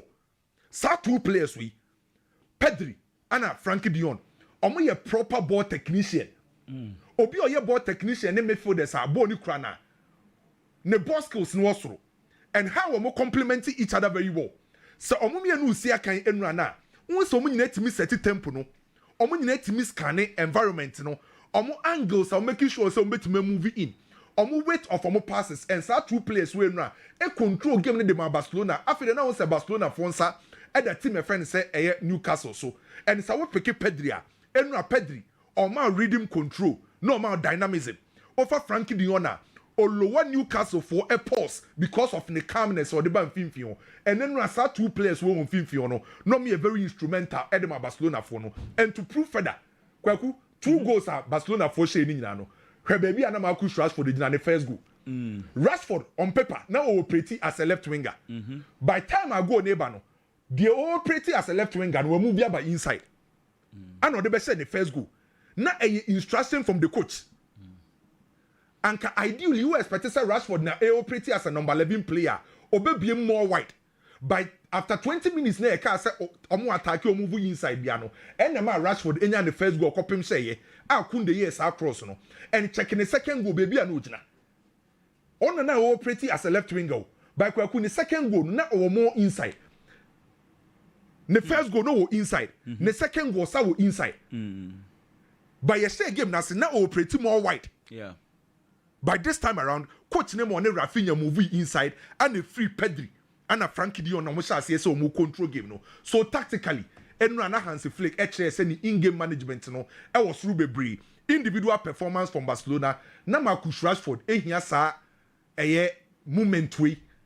Now they are train ne bobre. Ball ni di onim ball ne bo. By nyoma ba akum yenu miense na ekotia Marcus Rashford no. By Enra venue na game ne course no. Country na game ne course no moment na Barcelona wom no on sa first half na omu di Rashford at £10 first half no because na the decisions ni bebre no poor by second half no buy no obeteki effective decision a ball no Marcus Rashford a big opportunity to Marcus Rashford and they building the confidence and we Rashford free wa enra kwaku the performance of Kunde excellent Kunde nya natural right back by Kunde bobo ne to say or natural right back ye defender Enra excellent. Enra Kunde timi move inside they invert very well. Ebe come forwards no ho. Or say timi ko outside ekodane outside winger. A lot of crosses inside. Enti Enra Kunde ne raw e de man no. Na o pretty no ye effective. O si ban e the right side of defense. And in kwafo eka ye bo Kunde abaso. Ye bo Rashford abaso. Obi abo Pedri abaso. By kwaku Barcelona goalkeeper no o ye super. One Garcia no Barcelona nye good goalkeeper. On him say oba Barcelona obese Barcelona JC. Ne 5 games awabon why 15 saves. Wow. And out of that 15 save now why no. Bako 12 inside the box. 15 save now one Garcia no. Emu 12 inside Barcelona box and yes are saves no. Se goalkeeper saves inside the box ah. A choice as goalkeeper no. 2 hands. Every top goalkeeper biano 2 hands. Se ubenya soft hand and also ubenya hard hand. And to see a ball ne short cry now ubet match. ana se ball ni mpokra no se enye shot na pese uyi na o divert ball no so a e wo se wunya ene no a game na e course no oye saves nkwa ba ko nkwa 5 enti no a game na Barcelona boy no e first game for Barcelona by ball no mo boy no Barcelona for akere say omo ye ready for any club e wo Europe eno a ball na Barcelona boy no e first game on hype omo by ball no omo kire say omo ye ready for any club e wo Europe. But Kwame, the other conversation is ye ball Juan Garcia baso no yen ball season in Kobe bia, but praises the do na eko goalkeeper no. So isn't that to also say the team is conceding so many chances because they are yet to play the top teams. Yes, no. And see, any concern there was something for no rectifier. A big concern at the Barcelona because 5 games now goalkeeper 15 saves out of the 15 saves, emu 12. Inside the box. A Barcelona opponent to me, a Barcelona box him, which I am concerned by the good thing here. Say Barcelona for so any GDA say, a do you more dear or more goalkeeper be so bit massive, which I am positive at the Barcelona. Yeah, Manchester City say me no Napoli and me antika. Now a game back wa nipa do one name say definitely. See my friend say Man City ebe wini. Betre ana Di Lorenzo ekodi red card. Ana sama Manchester City a big advantage e wo game nim. Kwaku, yebo game ni nyina wie no. Na abrante a yebo ni din kese pa ne ye Haaland. Ono na yebo ni din because enra ni goal no share no. Amena baba benya 50 goals e wo UEFA Champions League. Na ni 50 goals na wenya no. Say o ka player or they why the fastest player wa reach 50 goals ah. E ya abrante e friend say Haaland. Or they 48 games and 49 games and a reaching 50 goals, which a incredible mark for a Haaland. Are you good for a brand no? Kwaku him say if it is a European Cup, I say a friend UEFA Champions League, you know. From 1955, ebesi no. Obi him say Ronaldo na she goals kese or sa competition we mu 140. The top 10 Haaland ababa baby rim. If it is here, UEFA Champions League, then European Cup, no players from Masha goals can say or competition with the top 10. Haaland, Ababa Rim, Meno Kase were 2. The legendary Alfredo Di Stefano, Mohamed Salah Gusu Bobo by Haaland Etuno, were 2 Shevchenko, Ibrahimovic, Eusebio, Inzaghi, Drogba, Hurricane Munina. A true rate now, Branty and the Air Force Rohona, a positive. And when analyze Haaland goals, I was UEFA Champions League no. Okay. Ni 50 goals na wache wo UEFA Champions League no. Onim se kwaku emu 48 eye inside the box. Goals do na Haaland na hye no. Emu 48. Wow. Eye inside the box and emu 2 pe. Eye outside the box. Enti den e ka kire. E ka kire say oye typical goal poacher. And goal poachers there. Oma ho den pa ye inside the box. And so we a team now pesa wo stop Haaland na. Kwaku dia we ye ne ye say ye mfa ye ni nkosi sa player ne so. Enti sa wo check great poachers o ma ye ka so mo she goals bebre e wo inside the box from Hugo Sanchez, Filippo Inzaghi. Sa players ni nyina na Kwaku sa oni o mu nsi akan a ye mfa ye ni nkodi sa player na chi. By rather ye stop supplies no because every top goal poacher or relies solely on supplies. Se offer Benzema now for Haaland or me different players altogether. Benzema betima banechi. Oba ba be ball. Oba dribble. Oba movie. Oba linky play very well. Opposition very well. Oba timagina any angle ase. Se offer Ronaldo phenomenon. Brazil Ronaldo. Muchu mudua. Oba tima drop ya ba be ball. Oba twetwe no no akwa akose. By Haaland style no ente sa. Ne de ne yese munya adwuma na momfa ball ne mbrem wo box nim. When the ball ne brem wo box ni ma me the ball ne beto atenim enti sa type of strikers ne from so omu ye poachers omo ho den pa ne ye say ombe deli inside the box and to stop this kind of players no kwaku ye stop supplies. Okay. Enti anytime be a Haaland enti mi anhye goals no e kire say omo the ball ne koma Haaland no omo enye omo dey by anytime be a Haaland be hye goals no e time onye a lot of supplies. Enti so what check Manchester City a match mu ya dende bo mo pa no e ya focus opponent nim focus on Haaland but mu focus on suppliers no mo dey stop e Haaland by the rate abrante ni si ko no based on the age numbers no dey maye no kwaku enche bia no Haaland be share a lot of goals e UEFA Champions League Manchester United ebebo Chelsea weekendi na no na Enzo Maresca aye ne press conference na ne press conference mete sana wobo o se o hwe Garnacho adwuma a ye 2 matches a Garnacho about the ama Chelsea no abrante no etimi adapt very well to Chelsea style of play na Garnacho ready to start for Chelsea. I believe good news edema Garnacho as a player. Kwaku obie no betima convince me say Garnacho ni mbobo. Talent will be, quality will be. By diaka confidence, playing time, consistency. Na wetimi develop here do some pempenso no. Eno na aka Garnacho bobo ku ni. Garnacho side. By adekunti a was a Garnacho ye serious or Chelsea ni yese kwaku. Himfa pa na Garnacho wo pretty. The left wing. Baby out the Garnacho two timi boni ye pa the left wing. Currently uko Chelsea the left wingers no Jimmy Gatins. Say Jimmy Gatins na adaptation slow kakra di amano. Oba benya branch friend say Tariq George. Tariq George in obi abetima rely so much on Tariq George. And to the bin pokra for si coach ni say also use Pedro Neto. The left wing. By kwaku se Garnacho ni break. No ka se obobo ne pa na. Obetima ma left wing e what Chelsea aye ne dia. Because clearly so we take Chelsea left wing position hona. Omon said then you be a wetimi still is our left wing no. Because Pedro Neto to be a coach in switching the corner. Pedro Neto so per right wing ne mo.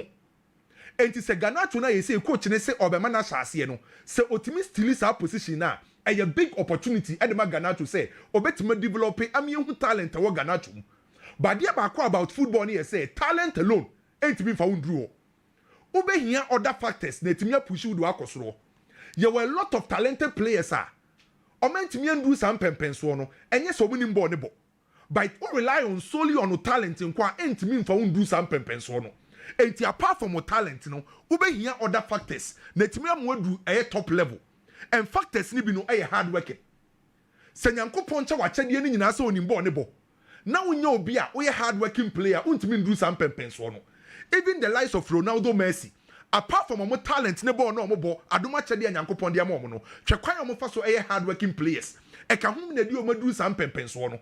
Enti Garnacho benya opportunity a chance dia ma Chelsea a. Oyi ne talent ni the qualities to a. E was all more serious, no working hard on the field. Say obetima making sure say talent and the potential no. Ebetima pie. Say na ye be man opportunity amana chance no. Oyi ne talent every wa dedication.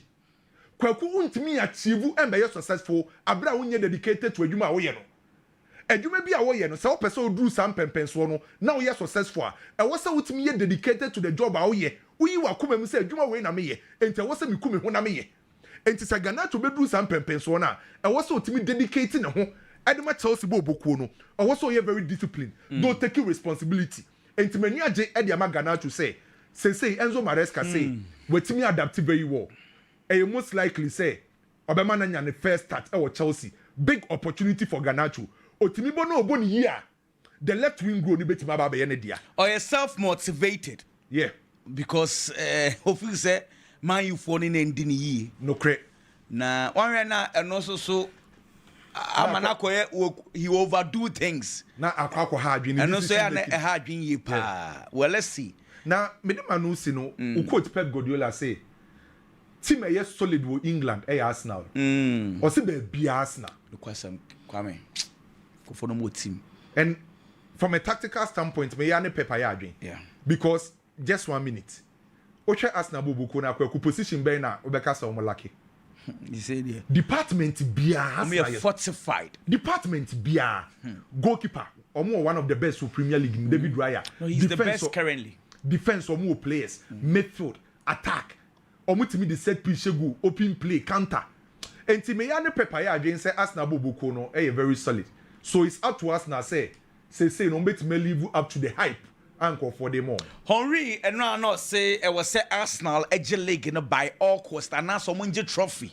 It looks like pressure amount say coach super but I mean you're moving on. Now Biggie Kwagu my man on to us way. Kwaku Newcastle and the Barcelona game no. So watch how Newcastle plays this season now. Menya sure say na obey surprised say Newcastle was going to give Barcelona that kind of run for their money. Honestly speaking, Obi Oshe Newcastle from last season, the big games especially, how they play, how almost set up on the team to face Omo because Omo giants, Omo big, Omo Kesefona. Obo se name be den dia ma Barcelona bobo kono. This season obi an hu hwe krampo. Newcastle bobo ko ni Liverpool game no. How Liverpool played, the kind of quality they have. Now Liverpool actually 2 goals and they are taking lead. Now Newcastle had the red card.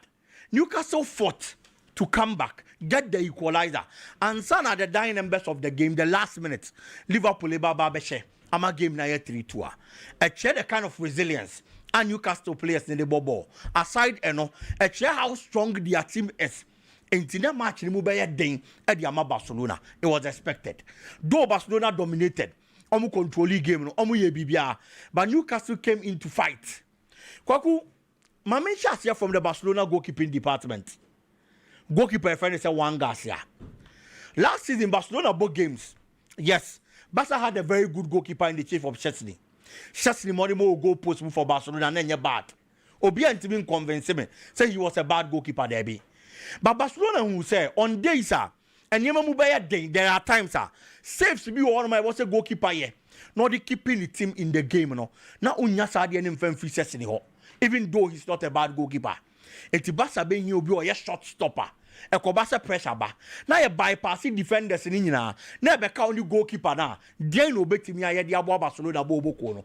Chasing into me my dia. Let's go for somebody who is a shot stopper. No na meginem. No nya say adwuma ne mfa maye. And almost share Spanish La Liga anymore. As you say, and almost pick one Garcia. One Garcia last season per saves was the best goalkeeper in the Spanish La Liga. We shouldn't forget.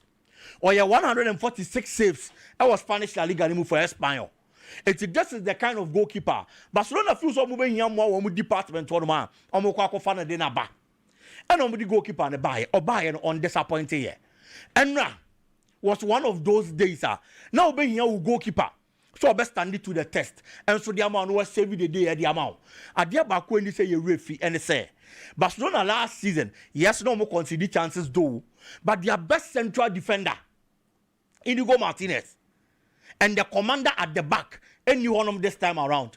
It's how Barcelona is going to play at the back. How they are going to concede chances, probably. A bit to me, I also they are changed last season, and they could do some stage now. You need that kind of goalkeeper.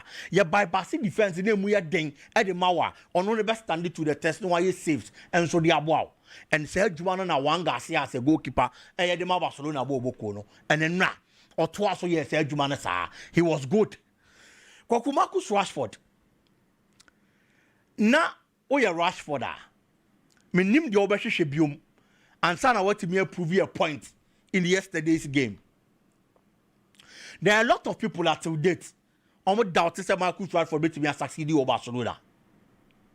The Rashford of football or your Manchester United, those days are past and gone.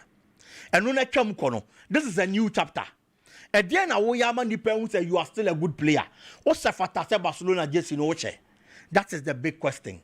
Because nipa do na nyu ni Manchester United at a point performance ni be ye bibia wo honom ufi wonom na call Aston Villa. The first 5 matches for Aston Villa was super, but from there na kwa up and down performance e was Aston Villa bobo ko nimu. You leave Aston Villa, Manchester United there are problems untimi nkowachi. Barcelona as a big club gives you the opportunity because any players nyina na because our situation ni mu a ubenya team kese so be ma opportunity. But Barcelona to sa chacha no. Oma gambo, ama osa opportunity no. Oko Barcelona bobo konim no. There are times I want your opportunity. From the preseason the performance was good. But obi baby say preseason ni mo no. Teams be na Barcelona ball mo na strong. It's preparation grounds there. Clubs omo performance and they were form. Now branch anymore they more throw any problem. When the season proper starts, obi expect so betimi ama performance season proper na start no e be befitting the standards of Barcelona bobo ko no. But Rashford most of the time opportunity awanya no or disappointed e Barcelona. Coach a catch a player no say so obe person obe to aso Barcelona they also up in the game. That is what it is rumored in the media it was Spain. It is a coach kasa asem we chirewa. Now when you an opportunity, and as a coach krona gives you that opportunity, and to do a game more. Only option be than to be prove obi a onji win be wrong. So you still have that kind of quality. Fortunately for you, it is against a side you know very well. It is in a terrain ya wodia. England and a game in Basel. It is a Barcelona player. Our experience, our England, our experience, our football, any Premier League mu. Now only bet Premier League Barcelona to do the kill against a Newcastle Bobokuna. Then you be as a Marcus Rashford. When he started the game, the Marcus Rashford performance are young. Nansing or Barcelona. So bet me a football no take it on players or bet dribble or pace or ball into space man or bet me a kwakwakofa. But the decision at the final third of the pitch, what do go post in him? So Bobo Born the shame now a problem the Marcus Rashford. No Bobo need to go. And now when the game started in the first half especially, you must have any free branch and home. It's in I say Rashford they say a Canada send the money in Concan and then you bet me a Barcelona Bobo Koro. It is how you player. Now find yourself in such a situation. You have to prove the doubters wrong. And then I was happy to Brandt to those 2 goals. Not picking the man of the match award. At least in the absence of certain key players, Barcelona you stood to the test of Barcelona. One thing I realized in the first half, especially Kwaku, not Barca miss the absence, and after no miss the presence of a Brandt friend Lami Yama. Yes. There were times at Newcastle Coco go actually you are going to need player or back to the players. No moving out of their spaces. Now say almost structure. Now Barcelona nyasa in the first half. And 2 months a Pedri Fabo now. Or pushy ball on anyone who do flank on man. I was all signs to go backwards. Because who do the ball name mano? No yes said Jumana Diama Barcelona created that opening in the Newcastle defense. It's no more mesela me yama. I am sure that when they went for races, call dressing room no coach and them ran to Kasai. And when they go back in the second half, that thing changed. You have to realize that Lami Yama then I would on. But I was saying with me, and I believe that the absence of the player, one way or the other, was a blessing for the players in the second half. So we call all out trauma fighting and results. No? Kudos to Barcelona. It was a good game. They gave a good account of themselves. Where they left it off last season, our Champions League, you must be expecting some building upon that performance. Not this season, better. And if you are going to do better, it starts from now. Kwaku, Pep Guardiola, I say, when people win leagues, you can't say you're my but the Manchester City and Pep Guardiola win here. A different story altogether. They call him the checkbook manager. This is not the first time our panicas are the same way. So clearly, what it means is that 7 amount for Kawabonteno, a hapapano. If you are Pep Guardiola, probably a how? Because Manchester City tall quality. Manchester City spending a lot. England. And that's almost spending them out coach friend Pep Guardiola. And this season be a Manchester City abobiano waji Premier League title. No? How many years has he spent? How many times and watched the Champions League at the Manchester City Bobo Kono? But in those years there, says I check book one and near the Toma Papano. But I want winning the Enye, but I did the Enye Modemo, a Sika and the Atamano. In any case, football, we all have to accept to say Enne. Sika aboard the laurels and the trophies about him. That's a certain fortune. From 2004 ever, before that era, Sana na Chelsea Bobo Kunete. And Sana Roman Abramovich Eba. But since Abramovich took over, almost as we invested with Chelsea Bobo Kunimo. From there, 2004-2005 season, almost every season, your Baba start the league now. Now we contenders almost made Premier League now. Your boy, you bought Chelsea in the count. Why? Because I face the car, but almost top players. It got to a point in time. Chelsea filled in the first 11. As much as 6 national team captains. That was squad in Sika. And nobody told those players. Paris Saint-Germain at a point, even though Champions League are not much in the no one sent him in Kaye. But when Paris Saint-Germain started spending big, almost as almost talk as a phone in Europe, almost the secure rubber book. Kwaku, then I hear you Paris Saint-Germain, the French League ever done it like a best right at the man. Paris Saint-Germain, your statistics season now, your contenders are on Kahono. Says here, your statistics in you no na you born in first. Even before Luis Enrique Babe take over, no Baba get Champions League, and no more pressure. So these things are normal. Everybody have to accept. Se bo na ye bono. Dia ye no. Se when you invest a lot, maybe you buy to say by Liverpool with no disrespect. And one man, when you good players be, when you good manager, no put it together a squad. No, the Ababa be from no ajaba ko the amount. But the boss season new year. The in some more they never strengthen the team. Or strengthen the team new year. So we Baba be league the free in 7 a better thing because on only was scored they strengthen. That is the bad Liverpool team. But we shot that one and the Bayern Munich situation. It's young to football and near Matasa. Why ne also person winning laurels and Sika no the team. Sika sign and Mikel Arteta. And the Aquacofa Joker Zenaba when he needed a striker. Miriam says some way supporters no name, but for the purpose of bantenting I no more yes sir, I'm assuming because we all are aware say Sika of what you say. Normally no ayana misus me feel say to the be ayana yaw enviness so count. Tio, she say, Mammy Cassam Cho. One will send a Liverpool for ACS spending CC. Yeah. So Obi Yanko Pew. Until what club will be a 1 year. What the year Becca says here Liverpool say, I am a motor talk and a mobile to trophies. Unisika. Because if it thanks to your team now, when is it? Of course. And you know, so they just have to accept it. No, football supporters, the Monoma Margin say. Follow logic. Aside supporters in the crown, coaches they be writing these things off.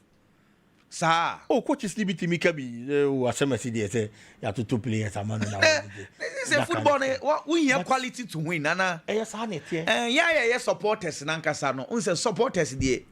Yeah, support say because we support. So normally we don't normally follow logic and facts. What you say? The akuma na ya na di ichiri. What you say? Anyway.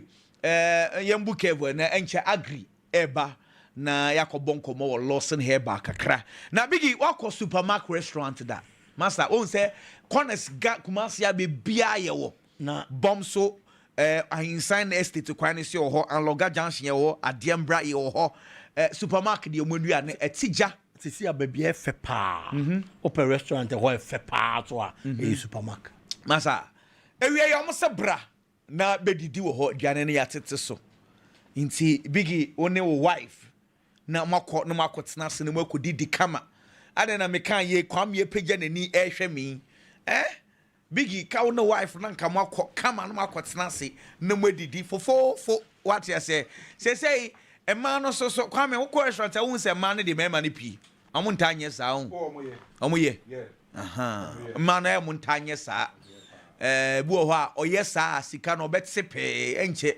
1 month be ma obetua bed times 10 of sika na o de ato ade de ache wo no enti me srem fa nkọ na mkodidi ho afei mu amuyi mu abodua na nsansan ebegu wo pimples oba tie me eya na pimples woni mu anye enti kopɛ skins shaving bomb solution bi skins shaving bomb solution no pobida fei fast system kama nsansan ebegu onim na ya na ɛha adwe ni nyina no unya skins a ɛno ano no ni nyina bedwane akɔ afei African wear no duduo bi amopɛ wo hu atade bi ɛyɛ fɛ utwamfoni fasen ne bafo polo ebe pamo e dia ma say African wear weekends na be programs ahodo ni nyina no ɛyɛ bafo polo asoye e na oba no aba beje ntade pa African wear ni nyina no ɛyɛ bafo polo yen e na ye pamo ntade pa ni nyina e de ama o enti bomode na bra ya soye yewo ahinma kokobin santaso oboase kwan ne so oba beto bafo polo frɛ number we sisi e wo 0544 913 737 0544 913 737 wafre bafo polo na fe wa ba beje African when e dro no ye call Lawson herbal na yakobon komo kakra agrimo and so hon komo kakra bi na yentoa ye dwumedie ne so mpanyimfo am Lawson bibia bokode e nyame adom kwaku nyame adom medicine nyame adom pa bro patro so ye de awon wo ho na mommo ye nkomo e na mema ye tie pa weekend na ebe yi e wo say ye delay muza ye mo nkomo me da say me ya kwaku Edilson bro mo ene adwuma ne ompamfo na yenchia the boss player Kane mencha me near Biggie any Kwame that the fishbone the tuning United must say Lawson Herbal Center said the money no yede mu di ahia efiada bia di nkomo fa pomoden ho yes na me adom ananso efiada wache nkwani ahoden no ya homa yene na ayeden awie adom ni ntibone bia anyeden ama menka o say Lawson Herbal Center yenro emiensa na ewo adwaso yewo man memedro Lawson Herbal Mixture and yewo man memedro Lawson Lawcare Mixture ne krakra mu no yewo emema nko adro Lawson Delayman Capsules Lawson Delayman Capsules Lawson Delayman Capsules Efishia du ngotwede ko no ani adra yewo adwaso pa cho kai se ene onu madra obenu madra di kan no ewo din atoso mienu ewa dance ye yes mi ensa so ne no machi enfa ha obi anyeden emrewo pia e pa wo chow enroi die abon the right den ache ya kan wasem wa Efishia du onunum e pa wo chow yeguso kan so adra bi hwe no madra bi ne be di mo dance ye yes de ma ya den dance so ne se impo ya de kra anyeden eni ho a utiminum obanya bambo anya hoden anya pomoden ti utumi ne madra bi yes Lawson Herbal Mixture yes Lawson Lawcare Mixture your bar enomi enu utumi yadan enom ebom ha obi ani akire ya na wakan say wo enfi edumienu ekro utumi anom bi e pa wo chow apemfo enka ho abatan enka ho ene wachi wo ye bema enomi esenyi na utumi num bom especially Delayman Capsules no o enfie edun woche 18 ekwa yes o the Lawcare and eye unsuo na de man ade anu madrei e bana frefre bia enchima wo pe bia fra homan na ye nin komo 0242 133 577 0242 133 577 0242 133 577 0242 133 577 and a 0248 619 999 0248 619 999 0248 61 99 na waji enchemu bia about Lawson Lawcare Mixture Lawson Herbal Mixture and a Lawson Delayman Capsules ya meka Fridays are for delay. Yes. Ya juvenile delaying Friday. Ya bre. Ya kwaji ya home. And tekra me nyane say. Na me adom a ye ra kwame nkroma kwa na oda no ebesi ye kwasiada. E sante be na atwe na kwhye ye juada. Na dwere ya fofida de a. De na wo tweme ne edi osen. Saji mama ye nyina na ye pere de nyina. Na kwaji home a. Na o pentem tumirika. Dabi. Efri ne.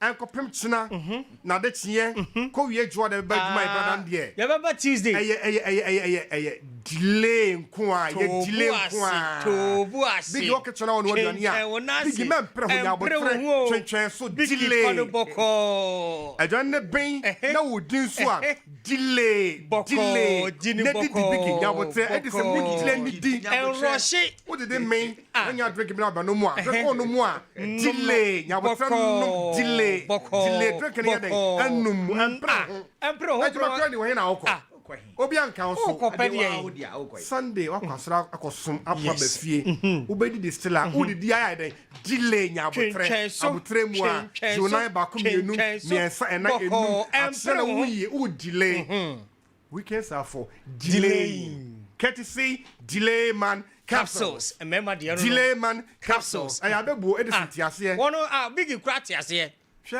so about to opono watamfo animu a edwan no poison food o natural food yes edwan e kamana ede obade sa no o hwe nyoma 9 na free ho 1 Edison number 1 die aduane no 2 oba so nam no 3 oba chia kwannom kwan no denti oba tafre chance ni there are 4 things involved. Yes. I abebu. And at the end of the day, why you need to go am I? Courtesy Lawson Delayman capsules. Lawson Delayman capsules. Bema. Ke kwaji ahom a long break. You do you cry there? Show Dabi. And your man ye. Ope bambo ama prostate. Ubegu nso na onchim na ebi enkem na onti yaw. Aduan ne ben ubetimi adidi anomon kwan awenam atafre chance mu a Lawson Delayman capsules. Now the law care and aye wo so di aye. Yamon komo on 0242 133 577 0242 133 577 0242 133 577 and at 0248 619 999 0248 619 now dem man ke mi wie no ube som Lawson Herbal mixture yeko weekend did na kwaya dia man ke senior asem no aka no se ye betimi ya delay atwentwen ho ase na ye di aduane no anom kwan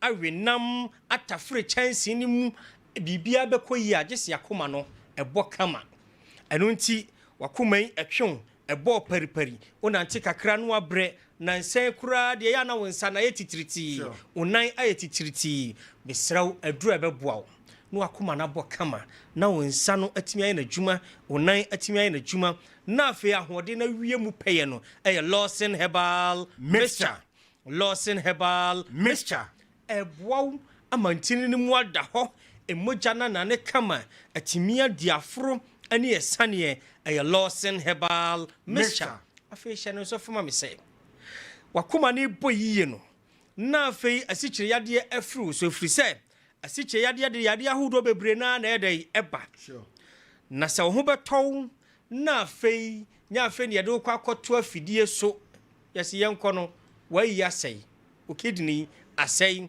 eho aba haw eha kesi aba ho a ni nyina be fru aye Lawson Herbal mixture na afi ema no ebi nkam ebeba yie na afi asisi so kama ede amawa aye Lawson Herbal mixture 0242 133 577 0242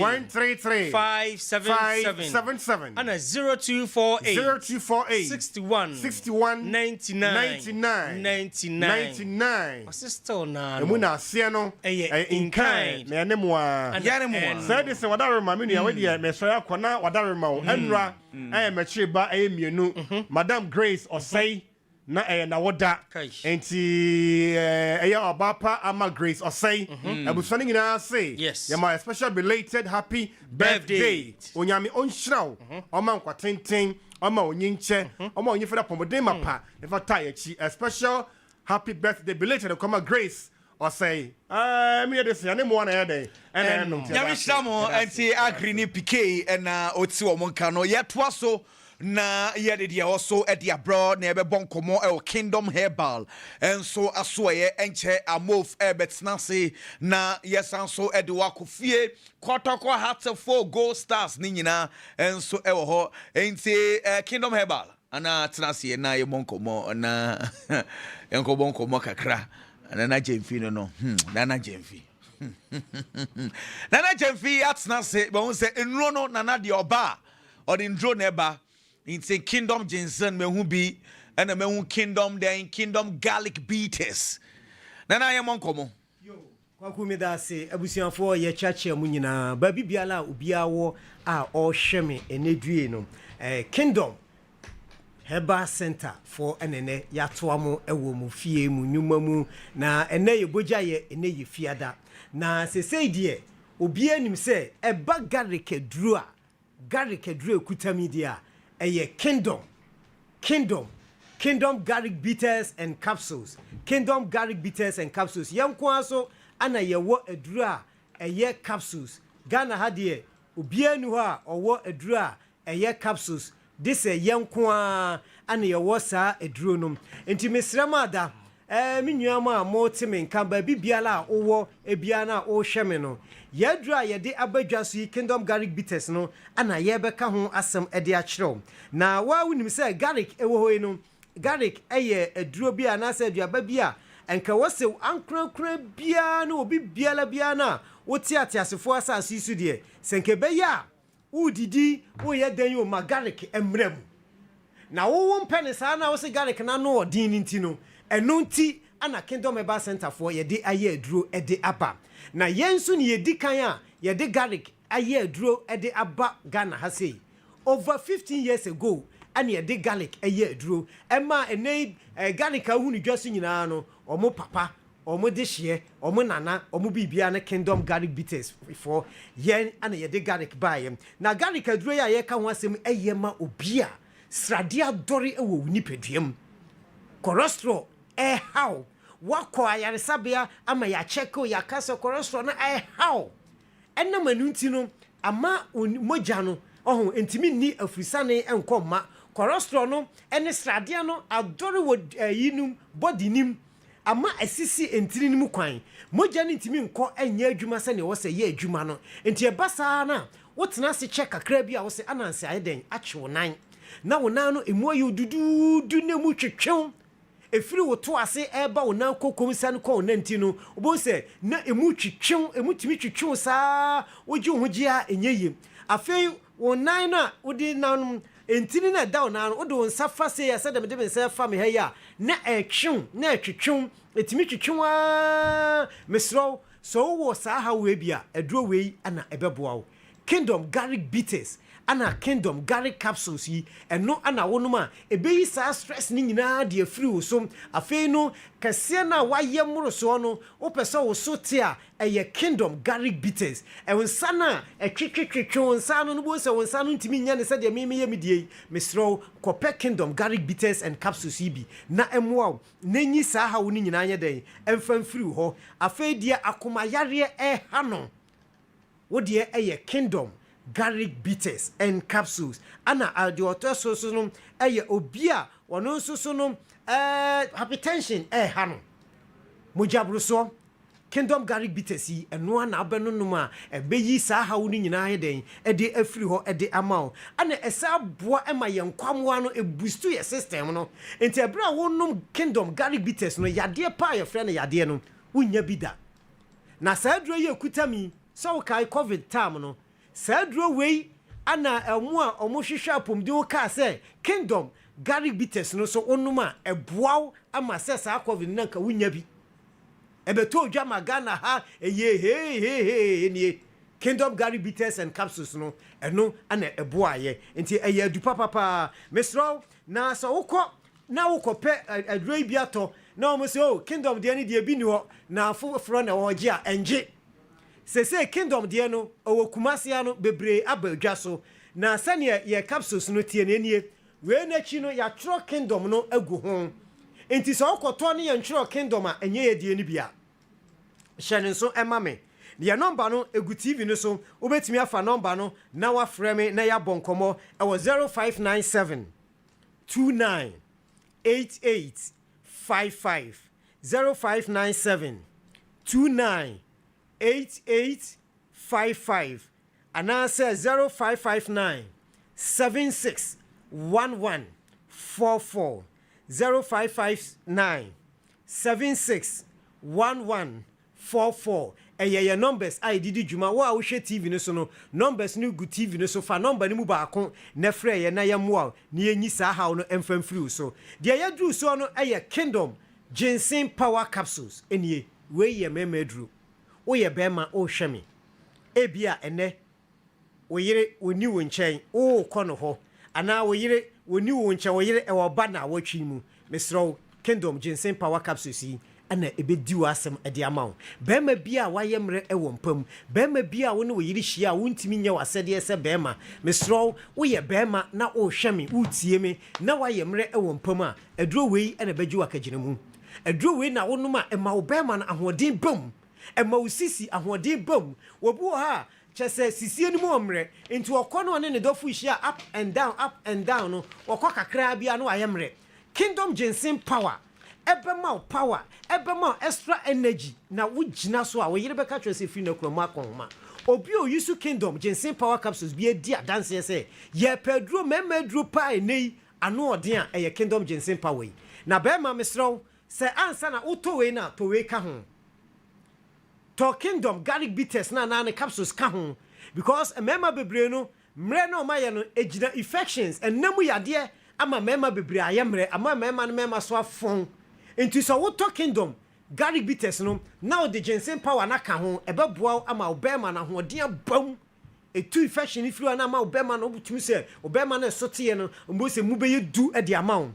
titru mu amwo yare bi ti se si kire yare no mojab friend se mojabro so no ya mota yemre wompam ti mu hia Kingdom Ginseng Power na wo num aduro na mpacho topaye na ankasa no ya tro Kingdom agu ho nti so wi woti aduro na no sei na ubia no na topaye no ya ntro Kingdom gu ho a enye ye de ani bia okọ ba bia to aduro ne ya ka tro so Kingdom Ginseng Power mema de ni jiwe Kingdom de ndi bi ni ho a omoboa Kingdom Ginseng Power no eno ana wo pe enti hye so ema me number ni biem egu TV no so 0597 29 8855 0597 29 8855 eno ye numbers ye didi djuma ana afi 0559 76 1144 0559 76 1144 die twato no super tremendous capsules we emane de oba wo hweme oba wutie me sebiota frache wo ha na nsuo bi egu nsuo na egu no na obo se wasekekaw afei edenka scent e de abraw eya na eja se yinua mamu bebre omo boyfriend ho omo kunu a omo mfi omo biem mesro wo hweme na enka eku a kopes the super tremendous capsules eye made no etu infections asekura into oba wo so to garlic no asa garlic so boa ma infections asitu into to garlic ya no asa to tremendous capsules ya eden e de aka ho ebe boa ama sa honam kankan no hawo na be ma ne mpe wani mu ahwe no ni nyina ase ebetu e de amount we nso no oti ano a to paye na obenom no ya tro Kingdom e de egu ho enti se ya tro Kingdom a enye ye de ni bia enye bia into oba obeto super tremendous capsules Kingdom garlic bitters enu we mienu ana obenom be ma so to Ginseng Power na wasa ato Kingdom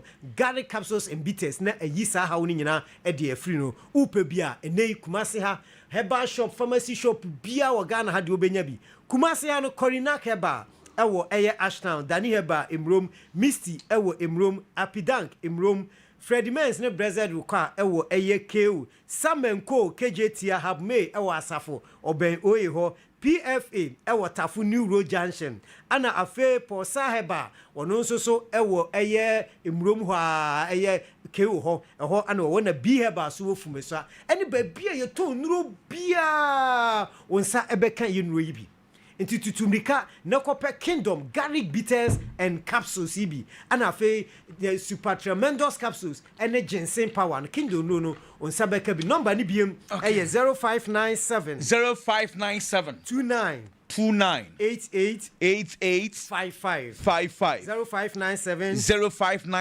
29 88 55 and afi 0559 76 11 44 0559 76 11 44 right kwaku medimeka sano ace nyami shrawo na no me ba na we see per sales executives mo ba kwako ton nuro no nti se wani gi ho a o frɛ ye na ye bejo so na se okohia your office e wo me da nana me da se ye be call nature medics na fe yakoto so e wo ho ne and then Betway codes no aye crado and say obefa phone na we screenshot say ubetwa picture code number 1 BW1 25B 6207 BW1 25B 6207 code number 2 BW1 25B 6BD2 BW1 25B 6BD2 code number 3 BW1 215B7486 BW1 25B7486 code number 4 BW1 25B8874 BW1 25B8874 code number 5 BW1 25B BF25 and the last code and so a BW1 25B D755 BW1 25B D755 into na we screenshot say na waso akwa bi de drono yenkotie Nature Medics opening Ghana for 8 yo opening kese medase ye pa edin kan mechia watiefo no wahwefo nyina mede encha kese free Nature Medics asoye bre watiefo no wahwefo na Nature Medics enupa aye Prostaplax mixture Mensoplax mixture and a gasto mixture no eho enkomo and a breadthrough so see a twetwe na Prostaplax mixture eye emerima jonso mu hawadro Prostaplax mixture infection a eha emerima wona dro eno no Prostaplax mixture prostate how adro kese any Prostaplax mixture na se berma bi ewo infection especially infection ewo emema ne berma ho infection ewo ne dwunso twawa ene enioma ne bemia hunu se infection bi ekoso edin kan berma wo dwunso a wayase eye wo ya berma wo honoma na wayase ebo kapekap wayase emu wo wo wo dwunso a wo berma no mu ehyehew eye infection ena aba eye wo system no mu ama unhunu sa enioma no so bi every wo bema mu ba enya jonso ensuo pikan bi ehonoma ebuonuma eye tick ensuo ni bu won so every wo bema mu ba emu ye light pa ni na eye signs a echo infection bi ekoso ewo wo bema no mu ene wo jonso twa ne mu bema wo jonso tentem sope ni nyina no bo se kakra bi na jonso de no ba kwa jonso na ketwa bi o te won ma na bema mu femfem wa kwa jonso na jonso ketwa bi ni nyina ye signs and symptoms of infection me so unu sa enwoma ya bobo so ebu ono ma obejo so kra no na moja ketua bi di jonso no echi eba ni nyina eye symptoms of infection na infection be ho asem ene ye ka ebia eye gonorrhea eye syphilis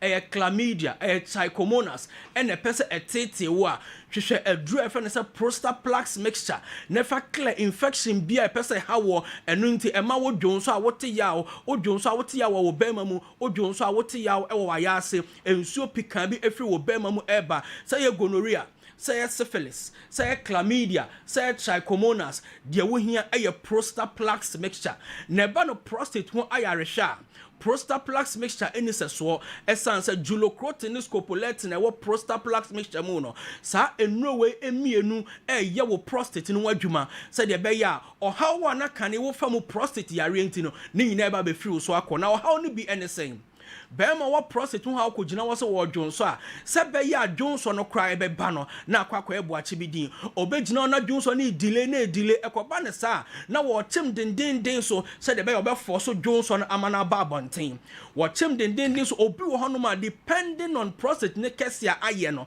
dwonso no emma obi nso on ma wochem den so a afedo bo se kwan ni mu ada ho na so ena ho kese enu nti dwonso na eba na eba nketen entimi enflow ye ne nyina ya symptoms a e kire wo se o prostate ho abahaw na saa nneoma ni nyina wonum Prostaplax mixture ebe clear ni nyina afri wonum ama ho atɔ dwonso ba akwa wo dwonso wo gina wo che bebre nanso kane na nka ntesa wo be gina wa che pii be wie mpo no na sela dwonso ni nyina ama bonten because of prostate ayekese ni nti wonya atenka bi sa sela dwonso edew hwehwe Prostaplax mixture na nonnom na julocrotin scopoletin enu papa ewo Prostaplax mixture mu no enya wo prostate no adwuma na entimi emmoa wo ema dwonso no enflow infection ayetete wo no ohia Prostaplax mixture syphilis gonorrhea chlamydia trichomonas de wo hia de clear wo mu nyina de afri ho no eye Prostaplax mixture Friend number no 0248 77 88 99. Na Mensoplax mixture. Mensoplax mixture. Wa wudie mu adwuma no na esiesie ahemfio. Prostaplax emema na enom dia clear infection. Dia solve prostate problem. Na Mensoplax emma na enom dia clear infection. Na afa so omo menstrual challenges so every one makọ ama wo ho atọwon. Na tieni oba wo pese wo bu nsa efili de wadro Mensoplax mixture. Oba wo pesa wo menses eflow kama no adro ne yefa ne Mensoplax mixture. Oba na wo untimi mu nsa kwa wo mu nsa da no Mensoplax ni bi na ebe flow. Oba na wo timi bu nsa so nanse astop no Mensoplax ni bi na enflow emfa ema. Oba wo ye family planning na menses ne ma. Wa jai family planning na so still a ema no Mensoplax never push no na emra. Na yen hye ne nso se ensuo egu Oba se infection sha se tete wa ya se timi ya wo ya odwon so ba bia dwon so ne efri ba no etimi ehyehyew emutimi ehyehyew wo honom nso so ana sabi wase ekekaw obi wo honom ensu egu no ensu ne timi gu na masabi ne anda wa emu na efo obi nso so wo honom ane de no eye enka bi na efri sabi ahemfie honom eba ni nyina ye enwoma eche se infection bi ekoso ebo sabi oba ahemfie honom ene wa wodie no de wo hia eye Mensoplax mixture na wo de clear infection nyina se infection na ha no se ye odepo ebeja won kekaye sabi wase be keka gidi pa uhia Mensoplax mixture now they are clear how we e dey free wo say infection ye chlamydia ensu a efri sabi wase eba no emu ye light nti ebe fo wo underwear mu nyina uhia Mensoplax mixture say infection ye gonorrhea ebia unhu say ensu bi go now so na yare no ho ebetima kwakoma awo ho problem dachi uhia Mensoplax mixture now they are solve our problem we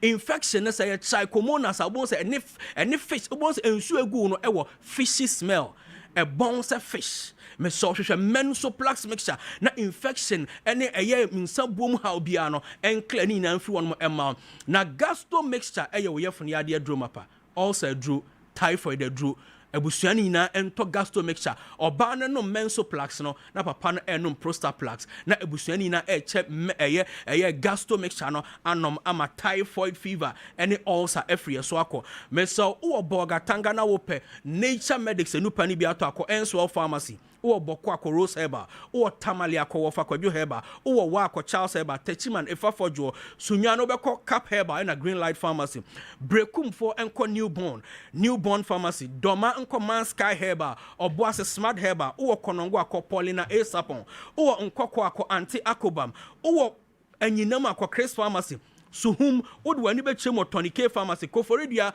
fo nyina enko Gapson Pharmacy na monkoto Prostaplax mixture Mensoplax mixture and a gastro mixture asaman kese obeko amen and amen kade kokwaku amu drugstore asin for suma madoris twifo praso ya ato drugstore asaman mankesim Jeff Herbal twifo praso obeko ato drugstore me so wo Cape Coast akobusi pharmacy takrade obeko crazy answer Kaswa Tribe of Judah Aguna Swedro ko Petro Hills Pharmacy wase Kropon ko Undefeated Pharmacy ne ko pe Prostaplax mixture Mensoplax mixture and a gastro mixture takwa ko Owas Herbal o Kaisi Drug Lane obeko Repash and a Halus o Ashaiman na ko Larry and Larry Pharmacy and a Medama Pharmacy Tema obeko Nana Boache ho Albert Sam bibiani Yan Herbal oko gono one honso so a onsa ebeka endro ni bi ewo bibiani owo Kumasi ako PFA ewo Tafo Paul Herbal any all the wholesale shops are ewo Kumasi no onsa beka Prostaplax mixture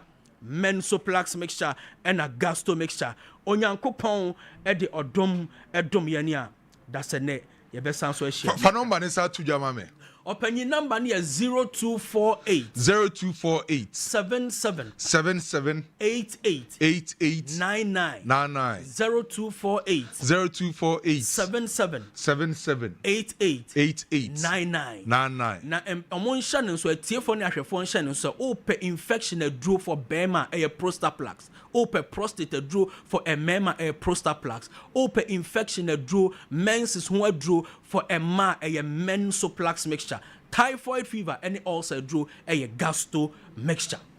Meda nature medicine paying for no ati omonkase ene omotwetwe enkomo no nature medicine dupa no baby abefebia betime nya bi no watimi ato na atimi aboa oko pharmaceutical shop a obetimi nya nature medicine mundu pani bi na etimi aboa mekọ na mani Alaska Star Enterprise so akwa komo Ghana has said the number 1K distributor affordable wallpapers ni nyina no eyomwa aroma diffuser na so they say nkofo agiatum menu aba bibia aboko de nyame adom be maba nyome ekoso nyame adom bibia sise ye kama na onso yesu adom bibia aboko ye de nyame ase mama ntie we ye da ase ene akwanya wo de amaye we ye mfa akwanya iso na Lawson TV Lawson Radio ye mfa nche free Alaska Star Enterprise aso ye emamo ai me de me ye somafo na Alaska sa me mfa ne niema woton ewo kumase adum ne nkran abonten so emfa emremo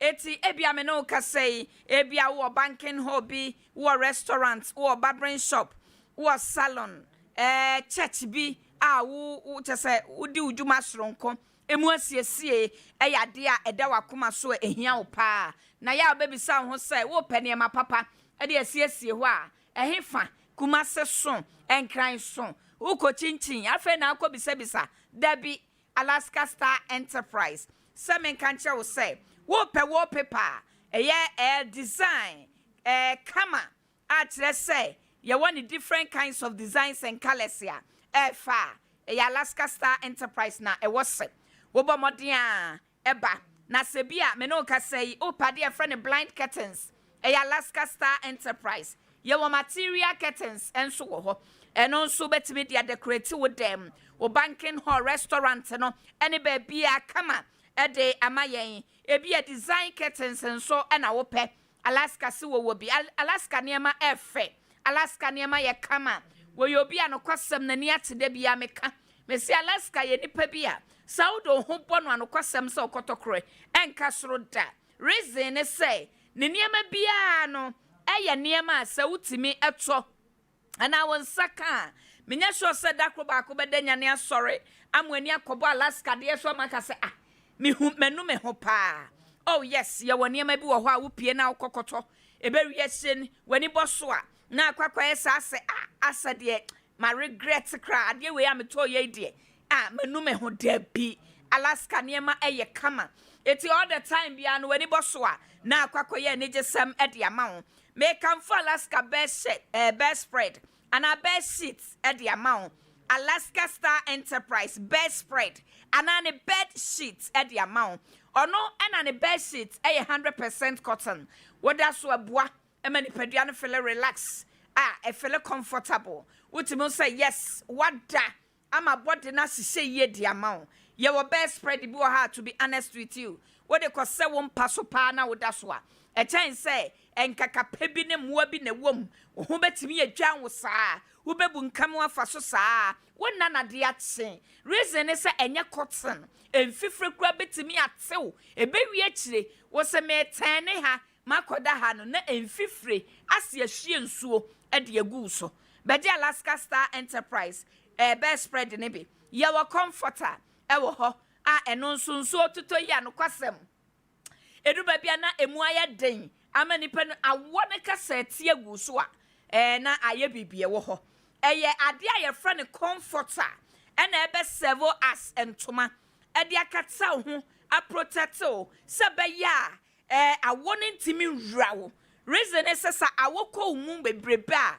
eya na enye emwa wo kra na comforter ne de eti se best spread na no emu odru kama wo betime ede atwe akata ho kama amano aboa wo ye wo sofa covers no ye de hihye nkonya ho wo ba Alaska Star Enterprise ya won sabeka bi wadwuma na wo ye no nkonya ne set ni nyina eneguo say ye set ni nyina neguo kra no a woni problem Alaska Star Enterprise sofa cover na wo betime ede ahihye nkonya ne ho say yes single, say yes double, say yes 3-in-1. Ninyina, wada Roma, woba Alaska Star Enterprise ya. Wonsa ebeka na adia metimi akache wanasa assurance metimi di amount 100% ne say.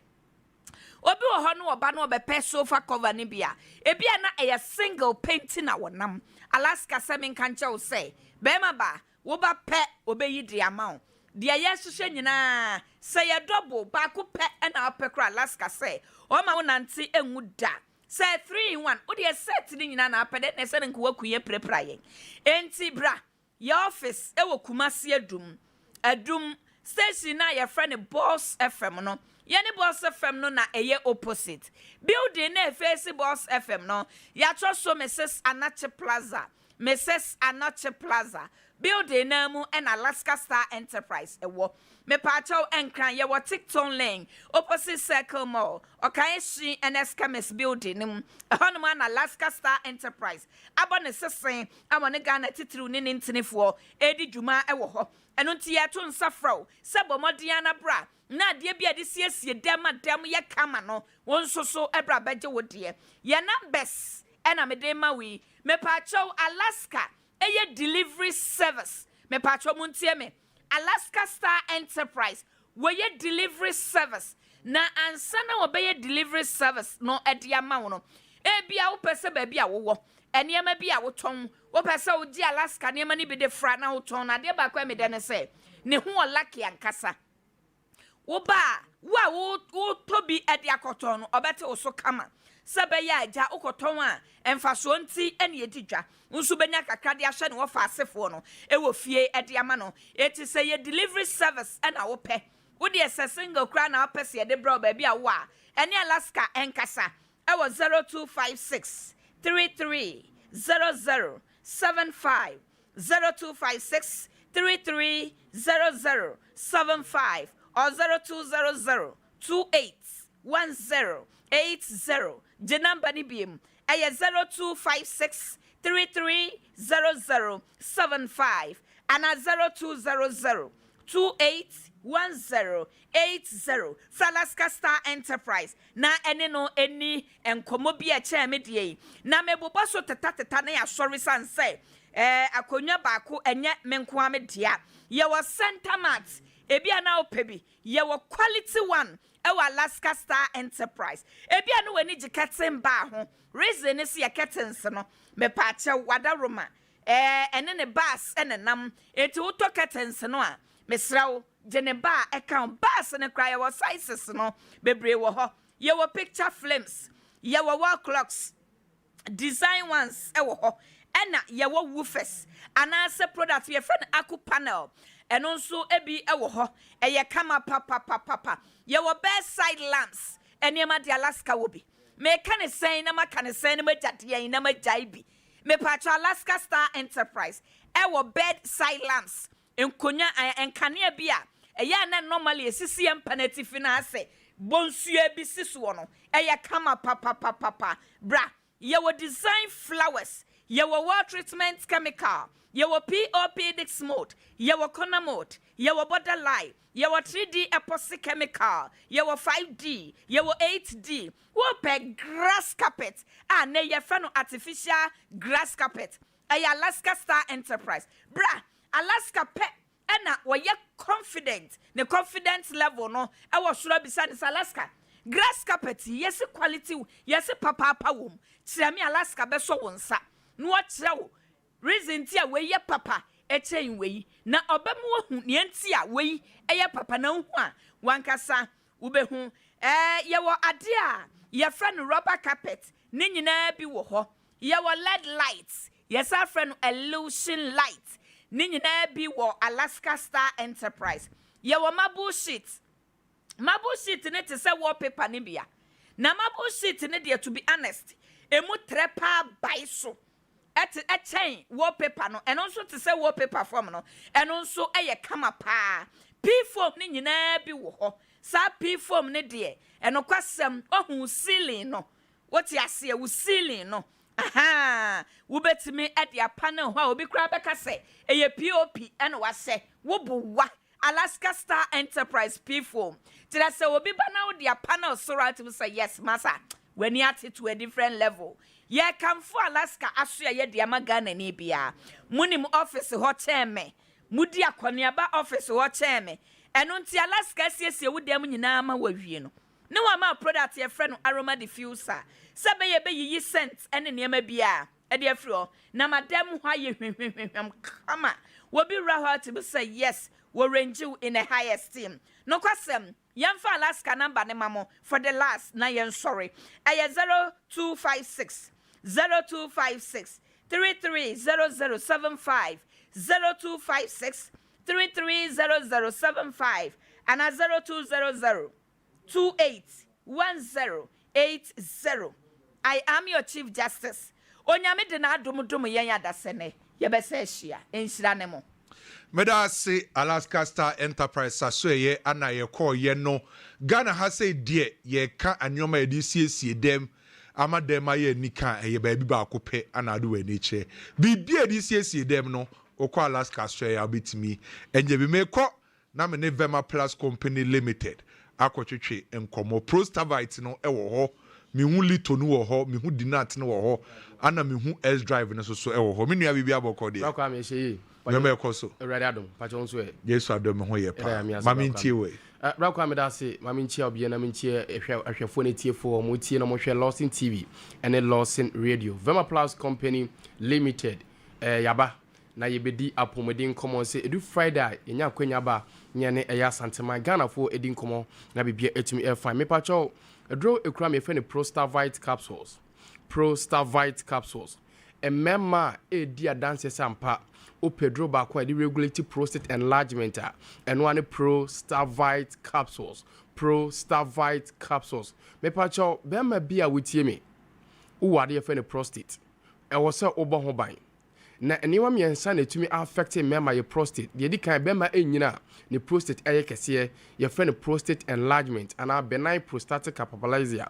Now ade ba kwa fe ne se cancer enso tumi to ye prostate sounds na prostatitis enso etumi affect ye prostate. Ye ka prostatitis a infection a ye nya wondem edidi akwa ye prostate ma ono ene fe ne se prostatitis. Na saade we nyina e ka bema prostate a e ma wo dwonsom hawo nti o memo mo jonso a mu pa mienu ye o memo mo jonso a mu filise ebi akem ye o memo mo jonso a jonso no emmaye ye o memo mo koda na jo a o ma jonso sa ansa na de achen sa ni pakore ni din komo se o prostate aye kese se won bon ban emra wotimi nken na won regulate bedu baby no gise de ahoma ana drobe ede to obemem ana se twa lower abdomen na ye de bibi efa wanso no tumi adwonso afem on so we driver we mason we police personnel we presenter na sabi ya se katita ewo bememu onso ntumi nkwa adwuma bi mu nti waka fie ho na beto mabusia na di na wonso wonya bi edi na wotumi etua bills on nti eni udi nkomo se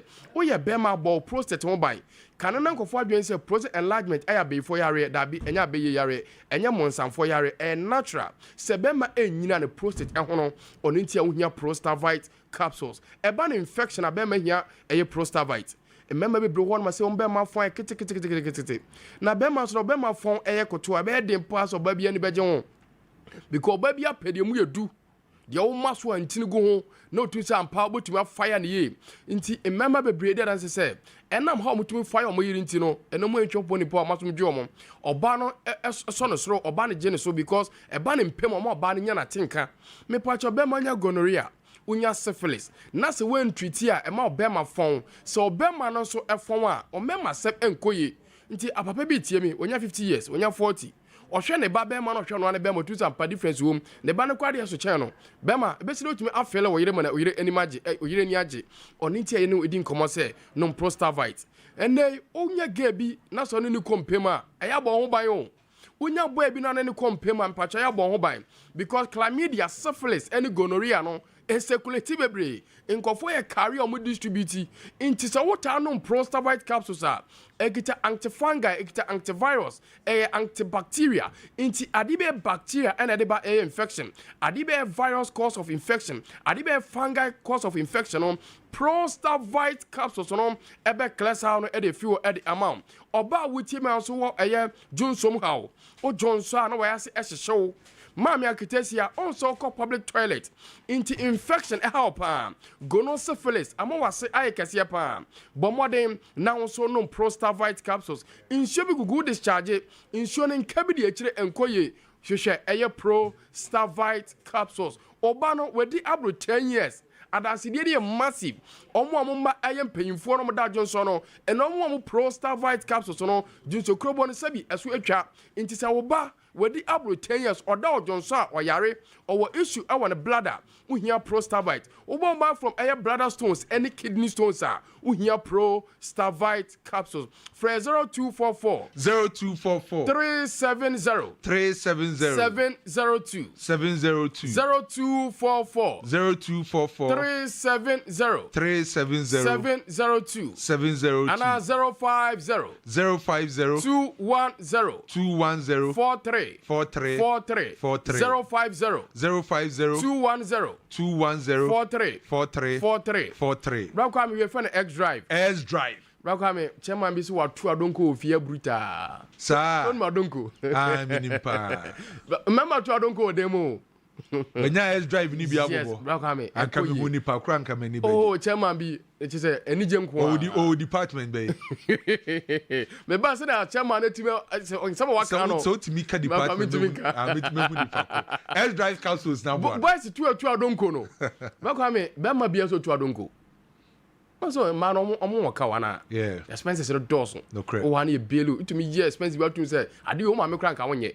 Inti se wodo ne ko pemu na kwososoro na ono waluzu o investment ono waluzu inti obia ye investment o pese onya mfaso wo so inti se wo ye be ma na wutie me na wo yere untumi mfaya obi be faya o girlfriend untumi mfaya obi be faya Vema Plus any within common say bema etumi yemre ono no eba bema wo nyina opompo be yemre bema nya pressure bema nya hypertension e ma no yemre e wo mpem bema masturbate obe yemre meme bema no mai kro ti se bi omo ba ntempa omo sane omo ntem bema bu na bema sori ahode nim on a friend erectile dysfunction ono so asanso wo premature ejaculation no so se bi no ba ntem oba bia ni wa se with my certified one asasi so nti bi tu kata akọ 5 rounds we ka bu mu no na ndu 7 minutes basa bema ogina na so a one round per et certify oba and one we nti bema ne de wapem ama oba ni age sebi oba ho esane no enya no mo rounds akoi na mo one round na akoi na se na otimi hete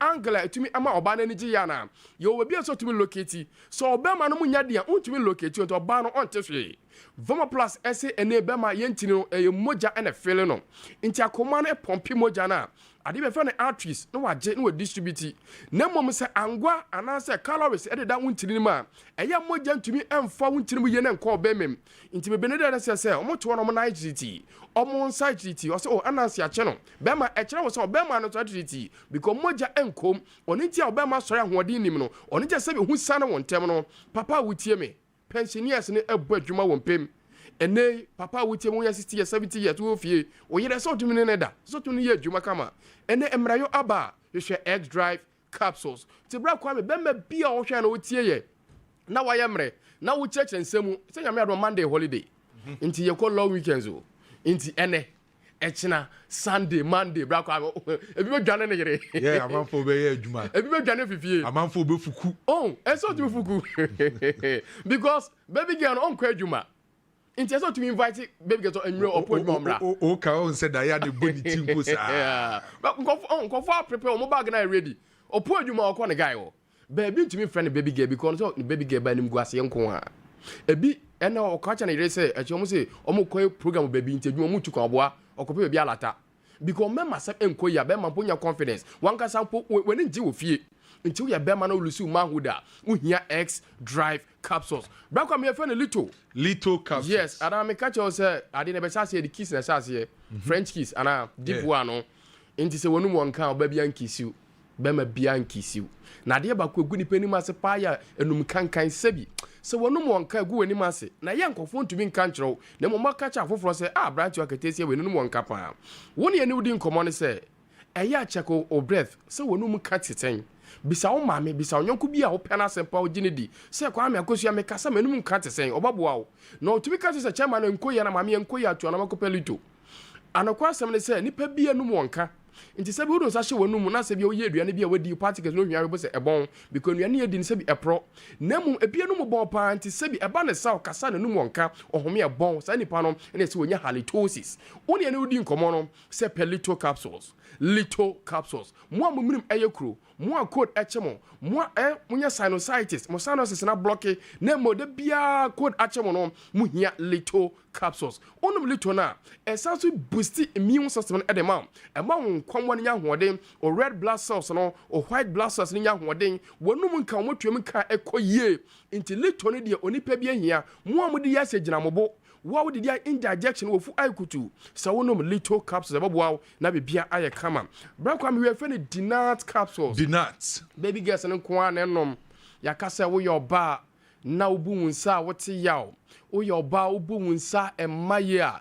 pedinat capsules emma sebi matin katiko bra kwa me lady bia fresh sisi onwa initiate match on se koye pa sa wo girlfriend na wana sa wo yire wo dwonu atase se na obefia ya de beta so on se koye ba oba on ya tenka no ntumi nya bi da nti sa wo ye oba na se bi watenka se mate ko ahwe dinat capsules menu ya no ma mo bu mu sa mote yaw mo menstrual pains and menstrual cramps na mo anom painkillers se bi wo se wo body wo se wo kidney and the how be na de be bro o for dinat capsules na onoma ebeyi aya ubu mu nsa wote ebe tu ase e de fi wo e de amount na watumi afuro kan obeyi bu nsa hye no se ese moja ne se bi e kokko e wo se moja na 5 days or 7 days e so bu nsa ya kwatwa na se bo apapo bi mame why family plan o ye se omba no space omo se ne be se bi on tata so ba mom o ye family plan wie no o mental cycle aibasa enioma enkoye mfama wa bo modern na koto dinat capsules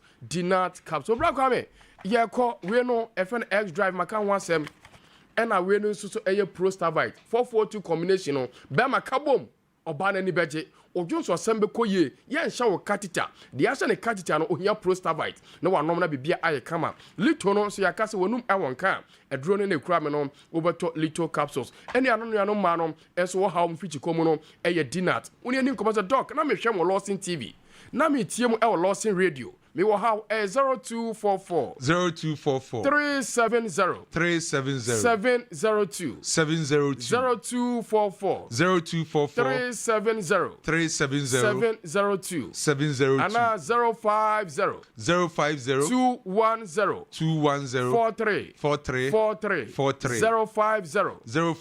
210 43 pacho yendre a natural artificial additive bianim herba of former Sobian prostavite X drive little and dinat capsules honum Medama SC Vema Plus Company Limited aswe ye ana ye kwa no mundu pano prostavite no ho dinat no X drive ni nyina e wo ho kwa obetime nya bi no wetimi ato ye sorry ama Lawson drive etimi ato aso nyame adoma akina e Saturday hyene nso eduru Saturdays a Lawson Sports no e anopa 7 o'clock am Saturdays anopa 7 o'clock am enti nyame adoma akina hia team ni nyina ne emfa okensie mu nsem efie ni amono ni nyina emfa mbro nyame